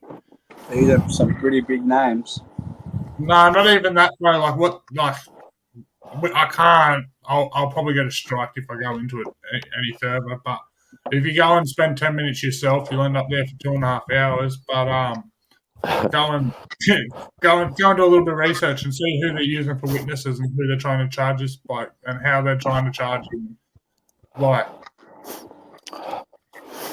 It's like you call yourself Australian. Get the fuck out of here, you cocksuckers. You don't even know what the word means. You don't even understand what that fucking is. Yeah. See, man, I keep to myself, mate. I try to be as kind as I can, but if I run into that cocksucker and that other motherfucker from Channel 9, man, that other Ben Smith, that's it, done. I wouldn't be able to handle myself, bro. how the fuck can you give a bloke a VC and then sit there and put him up? They're not war criminals, they're war heroes. Mate, when the court came out with that fucking defamation case against him, Ben Robert Smith had to fly to fucking Bali that week, mate, because the media were fucking the hero of Australia had to leave his own country. Get the fuck out of you! I said this to you, I think, the other day backstage, Chris, but the fact that the Australian Defence Force trained this soldier and built this soldier into a war-killing machine, at the end of the day, no one else did it. No one else has the technical talent or the skills to fucking train anyone to be this fucking hectic. They spent hundreds of millions of dollars on him. $100 million just on him. That's what I mean, right? And then you want to go out there and whinge because he was too fucking hectic? And you put him in the most hectic situation, one of the most hectic situations, and that he shouldn't have survived twice. He should be dead. Right. So, like, he should be dead. If this bloke has been and taught from yous, what have you got to learn from that? Because if that was a school or if that was a parent, who would you be fucking blaming? Yeah, he might be fucking in his 30s or 40s now, mate. But yeah, he's still under the Defence Force. He's their fucking trainee. He learnt everything he knows from the Australian Defence Force. 100%, Jack. So, like, how can you go and charge the bloke for doing what you trained him to do? He doesn't know any more or any less than what you fucking trained him. No, when he comes, but it's the decision-making process, brother. That's where they come unstuck.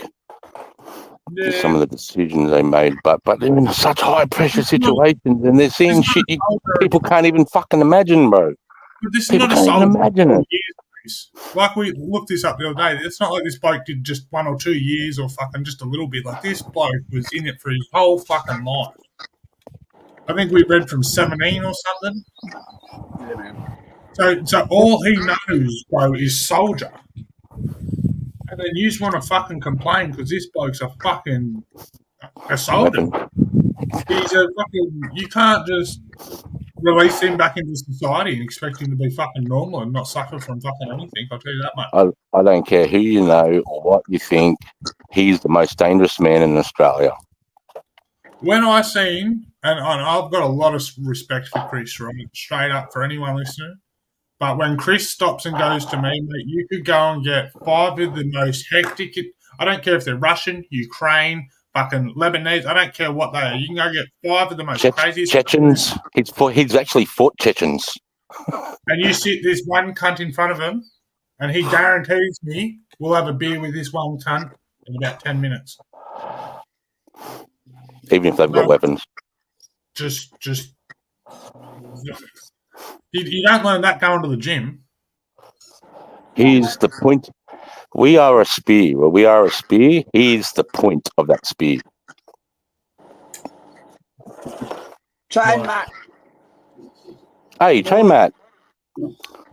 Hey, brother. Morning, sick cunt. Hey, mate. Yeah. Just, like I've seen him operate. It's like a movie. It's like a fucking movie.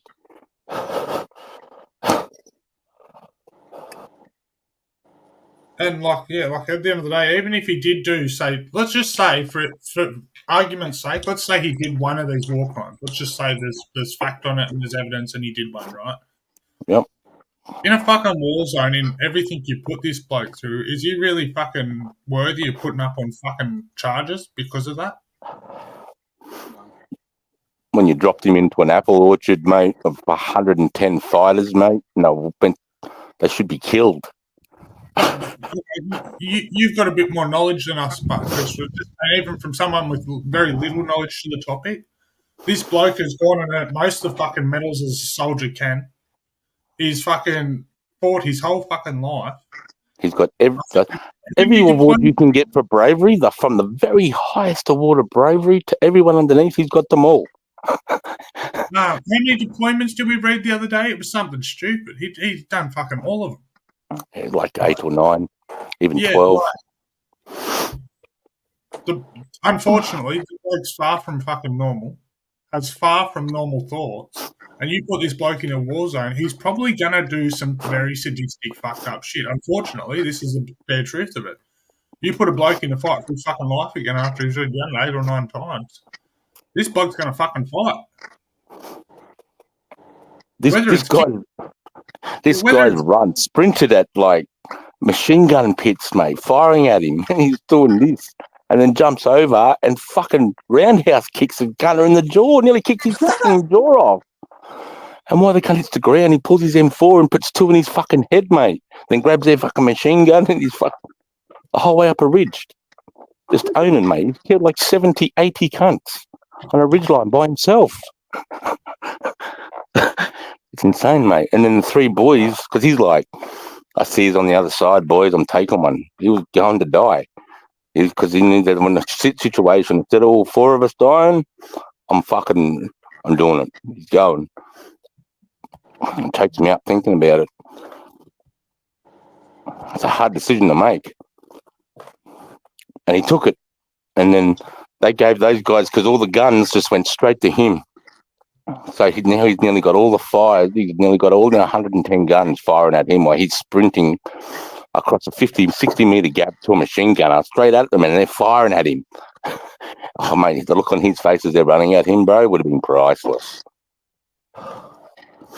And then he fought. And so as soon as those guns turned, those other 3 lads grabbed their grenades, bro, and they called up the guts. They did an up the guts attack. So he went there like this, and he's coming off a ridgeline. These boys are here, and they just threw their grenades, and behind their grenades, they're just assaulting anything in front of them, just running straight into the fire. And he's coming up the ridgeline, and they meet up the top, 110 dead fighters. And they dropped him there. They got told the intelligence is good. No, it's good. We'll drop you in this fruit orchard. You'll be able to sneak down the centre of town. All the fucking fighters are over here. Boom, drop them straight in the centre. And they go, they've got to deal with it. That's what they do. That's what those soldiers do. And then they treat them like this, bro. And once again, I guess this goes back to, I think I was saying it last night, the media pushing the wrong fucking thing once again. And then it brainwashes 30 million people to believe in that this poor cunt's a fucking criminal. How dare he go over and do that? He's a piece of fucking shit. And now 30 million people try and back it and then realise that they're wrong. And then, and it starts a whole fucking debate about it in court. Yep. This is why I'll push it to anyone. Back right away from the fucking news. Fuck social media off. Have a fucking think for yourself. Stop letting everyone else think for you. As stupid as that sounds, the more you sit there and read that fucking screen, the more other cunts thinking for you. And if you ever get the opportunity, ask people like me. Ask people like me that's done a lot of time and gone a lot to war. I can fill you in on some of the questions that you might have. I might be able to answer them. And as silly as that sounds, and that's not being cocky on Chris's behalf either, because I'll tell you now, I've rang him heaps of times and been like, "Oi, is this really like this?" And he's like, "No, cunt, no." And then gives you the full fucking spill on it. And like, mate, he'll spend a good hour or so making sure you understand the right way how it was. He won't let you have that conversation thinking the wrong thing. Right. And got all the time in the world for it. It's not never a hassle for Chris to sit down and fucking talk to someone. And if it is, he'll tell you. So don't feel like you're annoying him. Never. I welcome it. I welcome all the questions. I would like to answer everybody. If anyone got any like, oh fuck, I don't know about this with the army. You know, you're walking a fine line. Yeah, hit me at it. I mean, I won't judge. Okay, I'll just tell you straight. But I was a humble. I was a good soldier. You know, I did a few bags, but when it come to where it mattered, you know, I walked the tight line, bro. I prided myself on that shit. Well, like I said to you, Chris, like when we were talking the other day, like in my head, the army was always hard rush. Always, there was no love, there was no peace, there was no brotherhood. There was, in my head, it was a bunch of cunts standing together that took orders, and that's that. And if you couldn't do that, you get told, and you get told to fuck off. You know, like turns out it's completely wrong. That's not how it is at all. But it's not at all. Not at all. If it was like that, no company would be in. I couldn't stay in like that. If the army was like Kapuka, that's what everyone thinks when they get to Kapuka, and they're like, "Oh my god, I can't do this for the next 5 years or 6 years. Holy fuck, this is so intense." Because they're thinking now the first 3 weeks is going to be like that for the rest of their career, you know. But I used to manage that expectation. I used to say to them, "Bro, this is a bubble. There's a bubble around Kapuka that's not like the real army." You know, you get taught all what you do on property, but we drop a lot of that shit in the real army, you know. So I kind of thought about this after we spoke about it too, and I guess half the reason I have that opinion is because anyone that I've met that's ever gone to Kapuka is trying to tell you how hard it was and how hard they are and how fucking good it was, and you're like, fuck. You know what I mean? Like, but because they're so fucking proud, and you're like, oh, no, I'm not fucking doing that. That's fucking stupid. You're a dumb cunt. When you pass out of Kapuka too, it's the biggest thing you've ever achieved in your fucking life, physically, mentally, and I suppose professionally as well. You know, because you got this title, you got a bunch of money to back it up. You got a position within the government. You're worth something. You belong to something. You got a purpose now. You got a purpose to get up in the fucking morning. You know, like I said before, you know, like strong men seek purpose, weak men seek pleasure. It's as simple as that.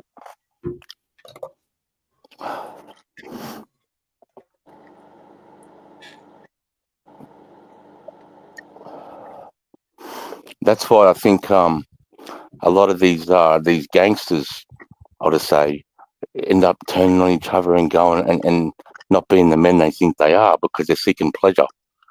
They're seeking, you know, to belong or to impress or to do that or to get money or whatever the fuck it is, to get the patch, you know, whereas that gets knocked out of you. All that ego and all that shit, that pleasure gets knocked the fuck out of you.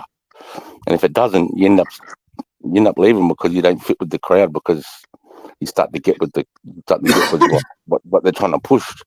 That, you know, you're all equal and nobody's better than anybody.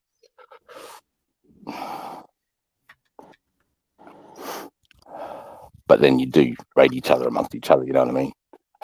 Yeah. That's just men, though. You know, you'll never get away from fucking men being men.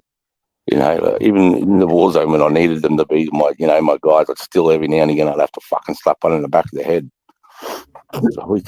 You know. But that was me. I got slapped in the back of the head heaps of times. Like, look at my fucking. When I talk about going through the school of infantry, bro. I thought I was going to die when I got a bush hat shoved down my fucking throat, mate, because I was about to fucking ambush up. You know, I had to patrol through fucking 1 million golden orb spider webs, mate. Like, but when you're doing it though, you know, and you get out and then someone goes, "I'm so tough," and that, and it's hard to take them seriously. It's like, what have you done that's so tough, cunt? Like, I'm not saying I've done anything that's tough, but I'm saying I've done stuff. You know, I can walk through a golden orb spider web right now, fully loaded. I don't give a fuck, can you? But that still doesn't rate whether you're tough or not. But you know, it's what goes through a soldier's mind, and you're trying to fucking bring that shit down all the time until you finally get on top of it. It just takes discipline, fighting, fucking, because men need to fight too.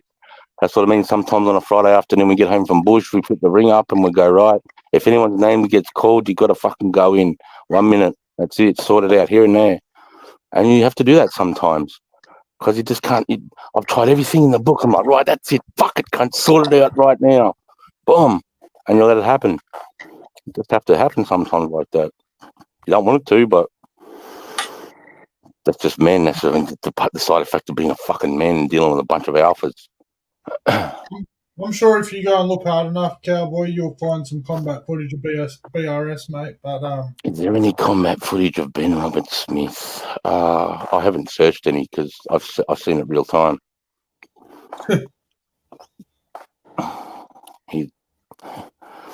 There's footage of him training for war. You'll find heaps of footage of him training for war. You'll see him walking under 50-meter Olympic pools on the bottom of the pool holding fucking 20-kilo weights, mate.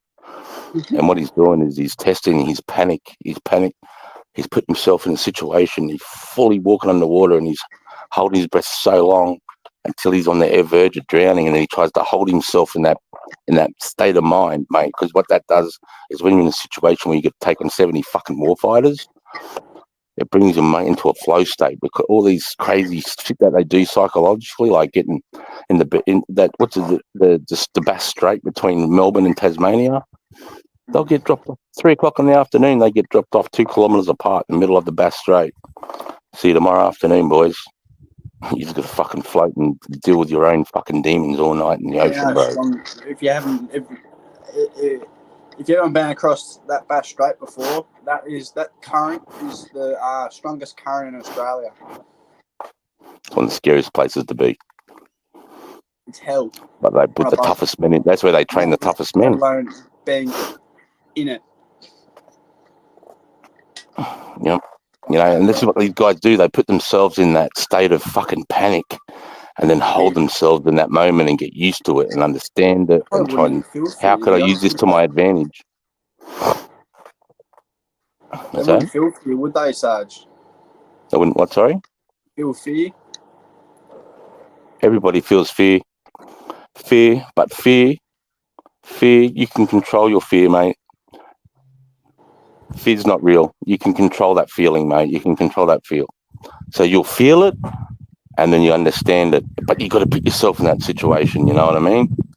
Or you put yourself, or you go through a process of thinking about, I'm doing it for that. I'm doing it for the Bushmaster. I'm doing it for that. That's it. I'm doing it for the mission. And when you have that state of mind, so you train yourself to think like that, they don't have fear anymore because their mind's set on a task, on a purpose, and it's hard to explain. But you feel fear, but you can control it. As you go through your career and you understand and you do things, man, you understand that that's a fear. It's just an emotion that you can control. You just explain it perfectly and then said it's hard to explain. Well, I want to explain it better. I want to try and explain it better. No, it's probably the best way you've said it, mate. Fear is an emotion and you can control it. It's just like anything. But the only thing I'd probably add to that is that if you haven't put yourself in that position to notice that fear, then you don't actually understand it. Yeah. Right. Even, like for instance, me doing my knee, this is the 3rd time I've done it now. When I was laying on the ground, I knew what I was in for. I knew what I'd done. You know what I mean? I wasn't laying there screaming and wondering what I fucked up because I knew what was going on. All I did know is that I've still got to get up and get out of here. And you know what I mean? It's the same thing. Like it's probably one of my biggest fears is doing my fucking knee in. Yeah. But I know what I'm going through when I'm doing it, so there's no point sitting there screaming and yelling and fucking carry on like a fool. Yeah, you just got to get up and fucking work it out. And fucking, the cunt hurts, you know what I mean? Like, not think about the pain. Yeah, you've got to put it all aside and. Yeah. And it takes a special person too to put themselves in that situation. For example, a claustrophobia is a good one in the army. You don't know you're claustrophobic until you put yourself into a space where your chest and your back is compressed. and then you feel this immediate. Even though I'm not claustrophobic, as soon as you got to breathe, and because you've been working really, really hard, you want to take these breaths, but near the top of this concrete block, and then they're filling it with water. Yeah, you know, you start to freak out, and you can see where people like, and then everything goes out of them, right? Because they go through a psychological test to say, right, you're going to feel this emotion. This is what you need to think. You're going to feel this. When you feel this, this is what you need to do. When you feel this, this is what you need. If it gets too much, then. But as soon as that first bit of fear, whether it be the chest compresses or the cold water hits you, that cold water shock, everything goes out the motion, and that fucking one, fight for survival, kicks in. But you got to fucking fight that off and go, and let the water, you know, and go through the thing. And okay, now that the water's here, my press has got, you know, it's got friction now. I can push and pull. There's going to be that arm there, bang the arms. You know what I mean? You got to, once you trust the process and you go through it, you start to embrace it, bring it on, because you start to realize I'm getting tougher. Bring it on. It's like a drug. It's like a drug. But I'm thinking about getting a venti too, Jessa. What's a venti? Venti. Oh, I've seen that, the venti. I saw that, the venti beep. What's it called? You have to suck on the vape until the lights flash, but apparently it's really hard. Legends, what you're smoking, what you're growing. Is that what you were talking about? That sounds like a hectic ashtray, my bro. A cup of tea, I say. An ESSE special go. Hippie opium, that's a perfect thing you said there. Fear is the mind killer. Mm-hmm. Opium.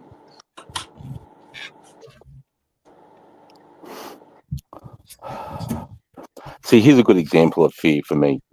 Okay, a lot of people fear to get in a fist fight or get into a confrontation with another man or multiple men, which is understandable. That's going to be your worst expectation during the day of what could happen to you. Because I've been training in an environment where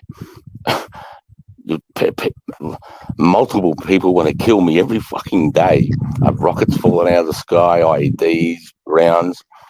And you come back and then you got men standing in front of you with poles, or they want to fist fight you. I don't even give a fuck if I lose, because I'm like, you can't fucking kill me. I've been in a worse situation. There's nothing to worry about here. Let's fucking go. You know what I mean? It's sort of like, and I'm putting yourself in that heightened thing that, you know, like I said, I can just walk through spider webs with a spider in it. Sometimes I do it to freak my daughter out. So there's a spider there, and I'll let it run across my head. And I still get that initial, but I've been here before. It's not going to bite me. Grab the cunt, squash it, and throw it. You know, like, it's... Unless you do something to make it bite you. Well, the army did it to me, bro. They made me walk from 6 o'clock at night till 6 in the morning through, I'd have to say, 800 golden orbs. And when that web hits you, you can't turn a torch on, you can't move, you can't scream, you can't act erratic. And the first time you do, and you get fucking slapped, bang, you just killed the whole section. Because the first guy, I remember looking at the web, and I'm like, oh my God. And then I seen a dude over here, about 20 meters to my left, the second scout. Drop.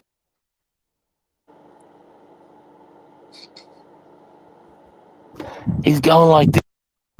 Fucking, there's a fucking spider. And he's just gone, fuck, that's it. Back to the start. You just fucking killed everyone because you couldn't control your fear over a little fucking spider. Like, and then they put it to you, and you're like, right, what am I fucking scared of? It's a fucking spider. And it's like a golden orb. Let it bite me. It bites you. And you're like, oh, fuck, it's like a wasp bite. And then you've been bitten by it, and you've walked through them, and you're like, okay, there's nothing to fear from these cunts. And then when you feel it hit, you're like, bang, done, boom. And they do that all night until you come out the other end and you couldn't give a fuck. Like I said, I lay down, I don't give a fuck about ticks, leeches, bugs, I don't give a fuck about any of that shit. Only thing I did, I've laid in an ant's nest one night, and that was horrible. So, Ant's nest. Well, you don't, when you pull up at 10 o'clock at night, you don't get to get fucking, you know, turn your torch on and put your shit down and look for a good place to fucking sleep, bro. They're like, you there, that's your arc of fire, that tree there, you're sleeping here, cunt. That's it. And you don't know, it's pitch black. Don't you have to be somewhere? I'm still drinking my coffee and I've got one cone left, so fuck you. Oh, I was just making sure I didn't want you to fucking. No, I love you, brother. You're looking after me. Looking out for me. Jazzing Yeah. me knees there, bro. Slowly. Oh, old peg leg. Old fucking Sir Limp-a-Lot. old one leg Barry. I love you, brother. I'm glad you're fucking Toronto.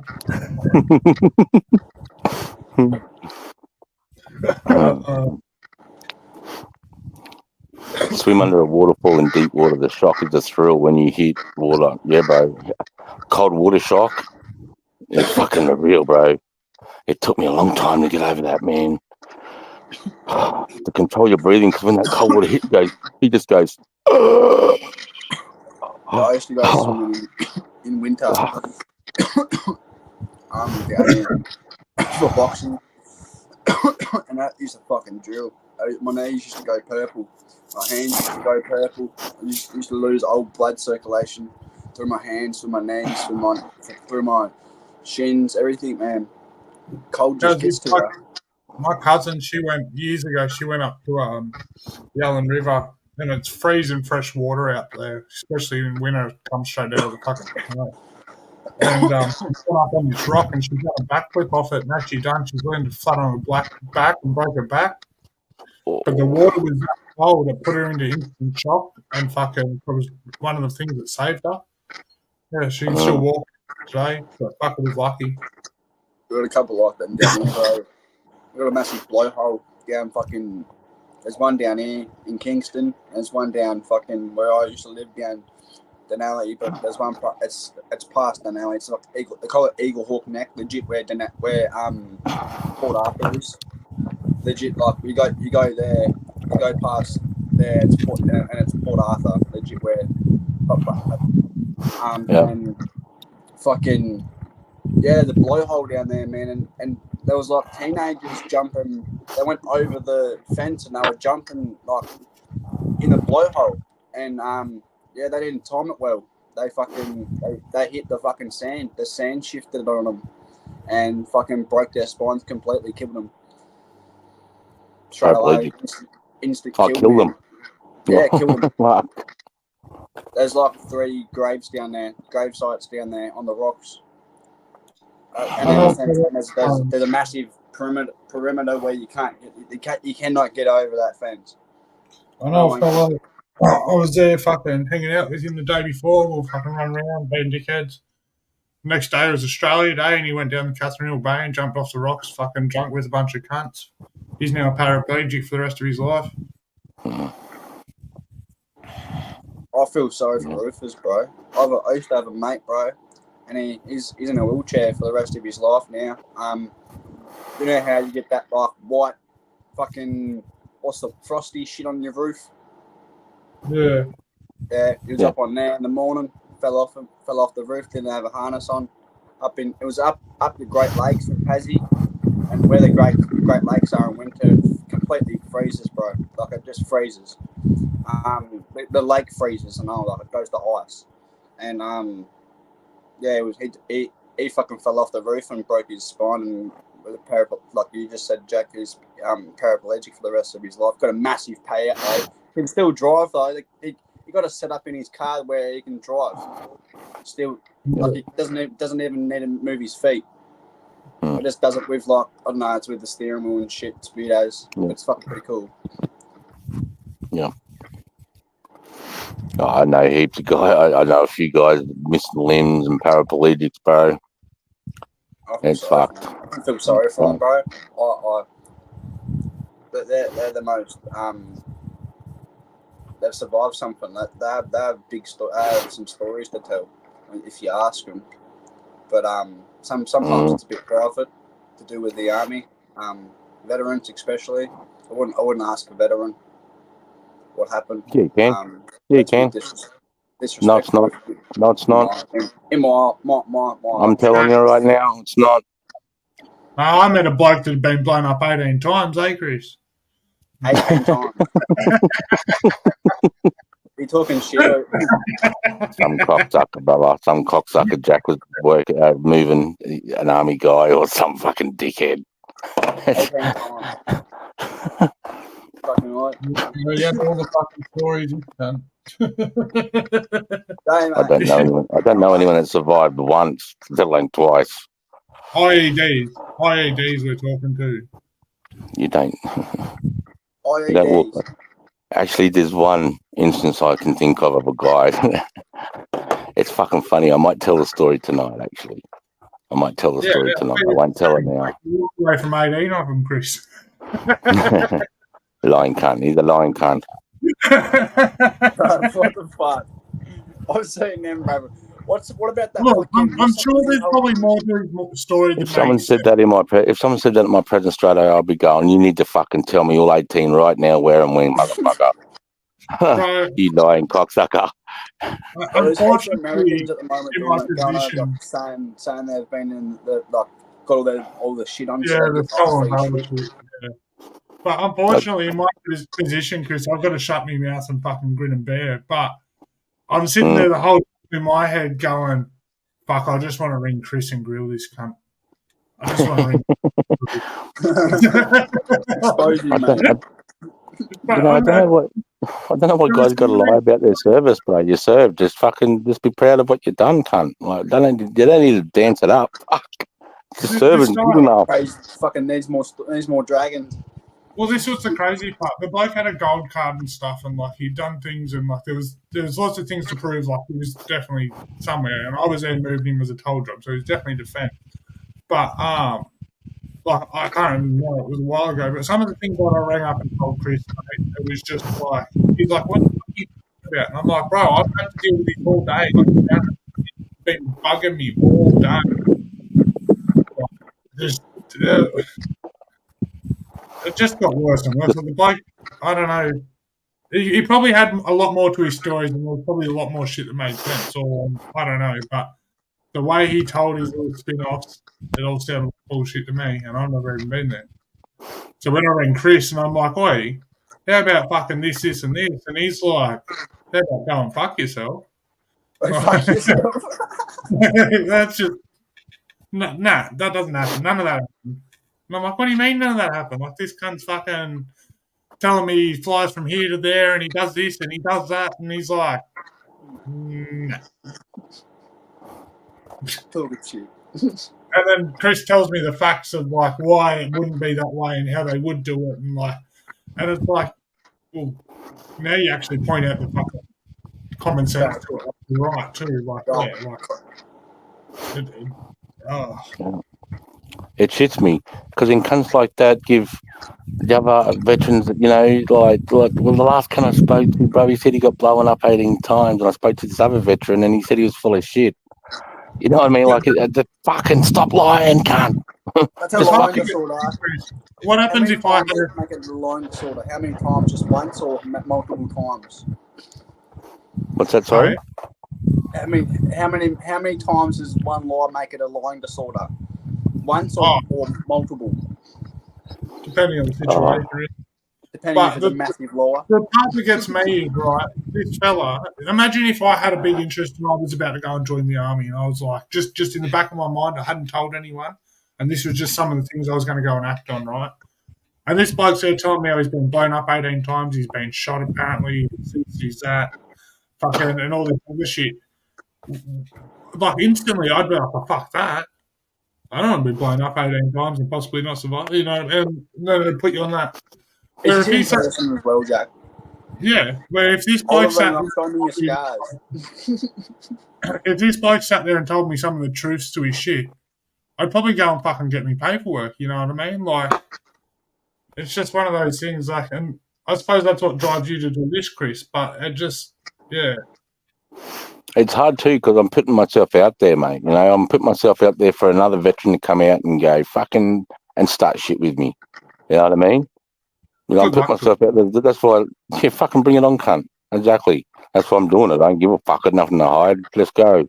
I've got all my paperwork. I've got everything. Let's go, cunt.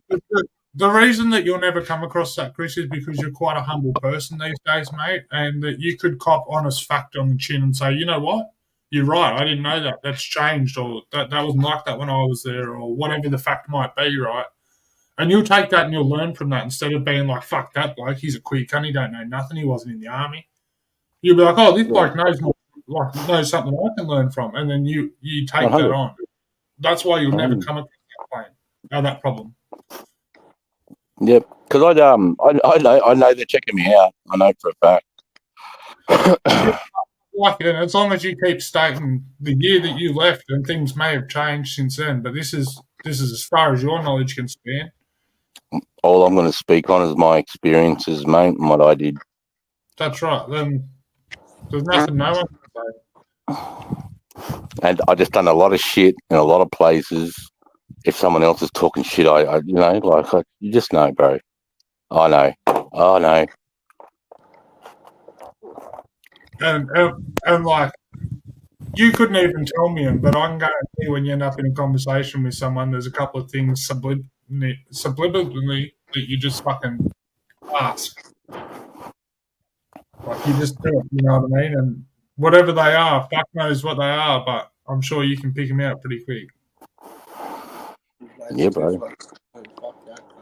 I don't think I'll say it here because I don't want to offend anyone, but no, it varies too, Chris, because it can come down to fucking what rifle you're talking about you had, or just things you might have done, and it's like, you know what I mean?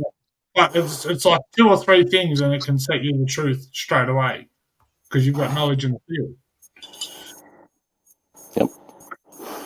Yep. And the reason why I'm so knowledgeable on what strategy and conceptions and ideas and is because I taught it. You know, until you teach something, when you think you know it, but then when you have to teach what you know to somebody, that's when you fully understand for the first time. It comes clear. Holy fuck! Now I really understand what this meant. You know, whether it's the marksmanship principles or whatever the fuck it is.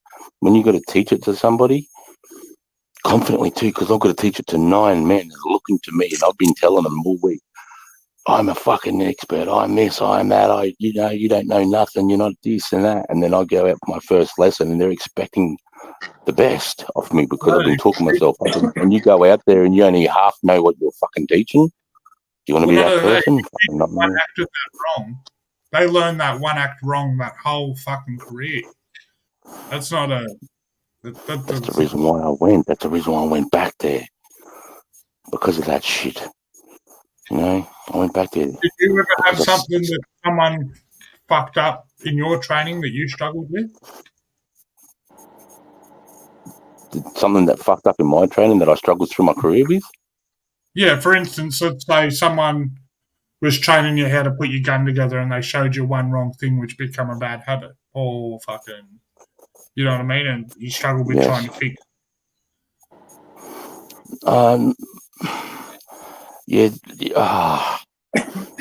but see, as like anything, as you get better at what you do, you learn to do things better, even though it says to do it this way, but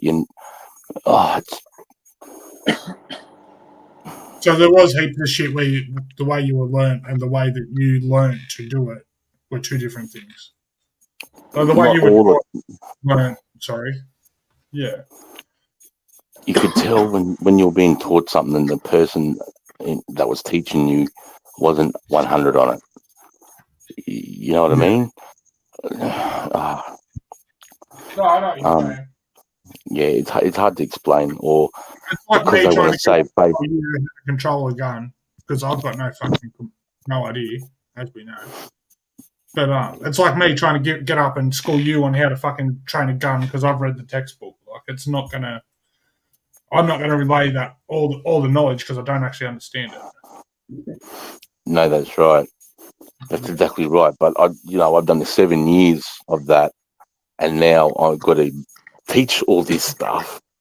You know, and it's so much from drill, shaving, navigation, communications, medical, fucking, you know, how to fight, bayonet, garrote, stab, fucking unarmed combat. You got to teach all this shit, you know, and they're going to ask you crazy questions because some of the recruits, even up to 5 weeks, are still headbutting against you, trying to get that fucking one over you. They're thinking the whole time, like, what's a question I can get this cunt with, you know?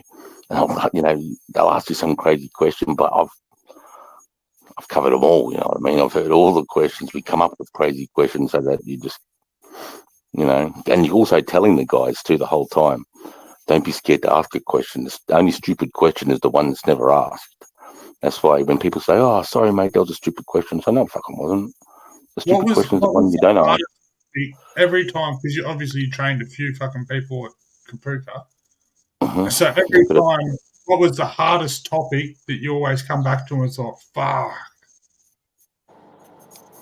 The hardest topic. Just to teach, whether it was like trying to teach them radio code or tie knots or fucking like, just one thing where you thought these cunts are going to fucking struggle again here. I'm going to have to say walking the distance with a heavyweight. Yeah. It's the hardest thing you'll ever do, man. I'm telling you, I don't care what you've done. You put fucking 35 kilos on, full clothes, a hat, tight boots on, no music, no distractions, just you, the atmosphere and your pack, and just walk 40 Ks. You won't do it. You won't even make it halfway. I carry heavy shit from inside a house, outside a house, and I think it's fucked. I couldn't imagine doing 5K. And you know the rest. Your body's screaming, fucking have a rest, sit down, give my feet a break, and you can't.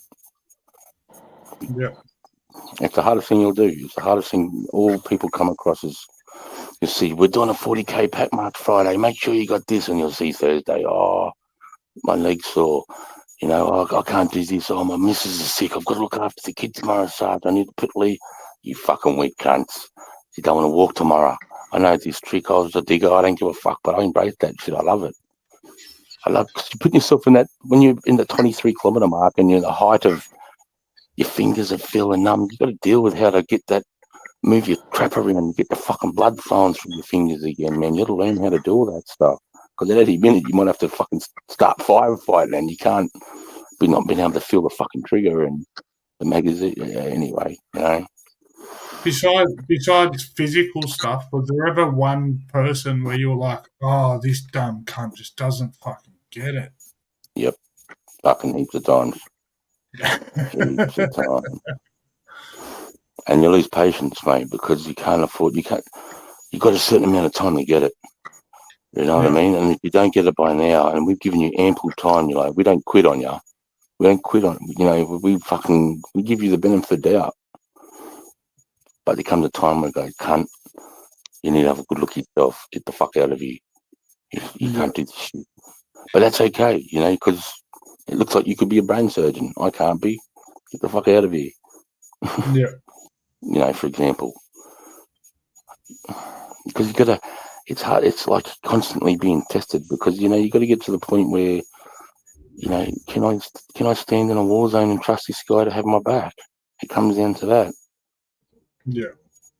You know, it takes a lot to get guys, you know, what you got to put them through to be able to test that trust. Same topic. Was there ever a soldier, like same kind of thing? Oh, fuck, this dumb cunt doesn't get it. But he was a fucking good soldier. He was just a bit simple. Does that make sense? Yep. 100, bro. Yeah. And I'll keep a soldier like that for sure. Because they always give you 100. That's all I ask for. Yeah. As long as you give me 100, bro, that's it. Because there's a difference between being fucking smart and intelligent and just towing the line and being a fucking cunt that's struggling and just towing the line. Because, like, you can be a fucking 100% solid cunt and still struggle. Like, we're all only human. Yep. And I'll have that cunt every day of the week. Yeah. So, for instance, let's just say, like, I come and I was training under you and I was only just towing the line, if that, you know what I mean? But I was fucking being that 100% fucking giving it my all. But I just quite wasn't making the quota in each test. What would you do? Would you kind of just help him out and try and make it up so he just towed the line, or would you send him back again to try and get him to learn? I would take it out of my time and I'd take him one-on-one and I'd give him every chance he fucking got to come good. Yeah. So pretty well, give like him- you'd help him cross that line every time just so he can get through because you can see it through him. The hardest thing is to get cunts that are fucking solid cunts from the start, just good solid cunts. That's what you need, bro. To teach them how to do this or do that because they're a bit slow in learning how to do the maths and navigation. We can get around that. Even if you Yeah. can't get navigation, then fuck, you're not doing nav cunt, all right? Yeah. But you're the person I need, the personality, the heart, the mind, the dude. Yeah. Yep, that matters. Oh, we might punch it on the head here, eh, Sarge? It's 9:45 here. Yeah, I've got to go shopping. All right, everyone. Thank- Big love. Thanks for coming. I enjoyed that. Thanks, everyone. I really enjoyed that session, Jack. Appreciate it, mate. Enjoy. We'll talk to you all later. LHLR, fellas.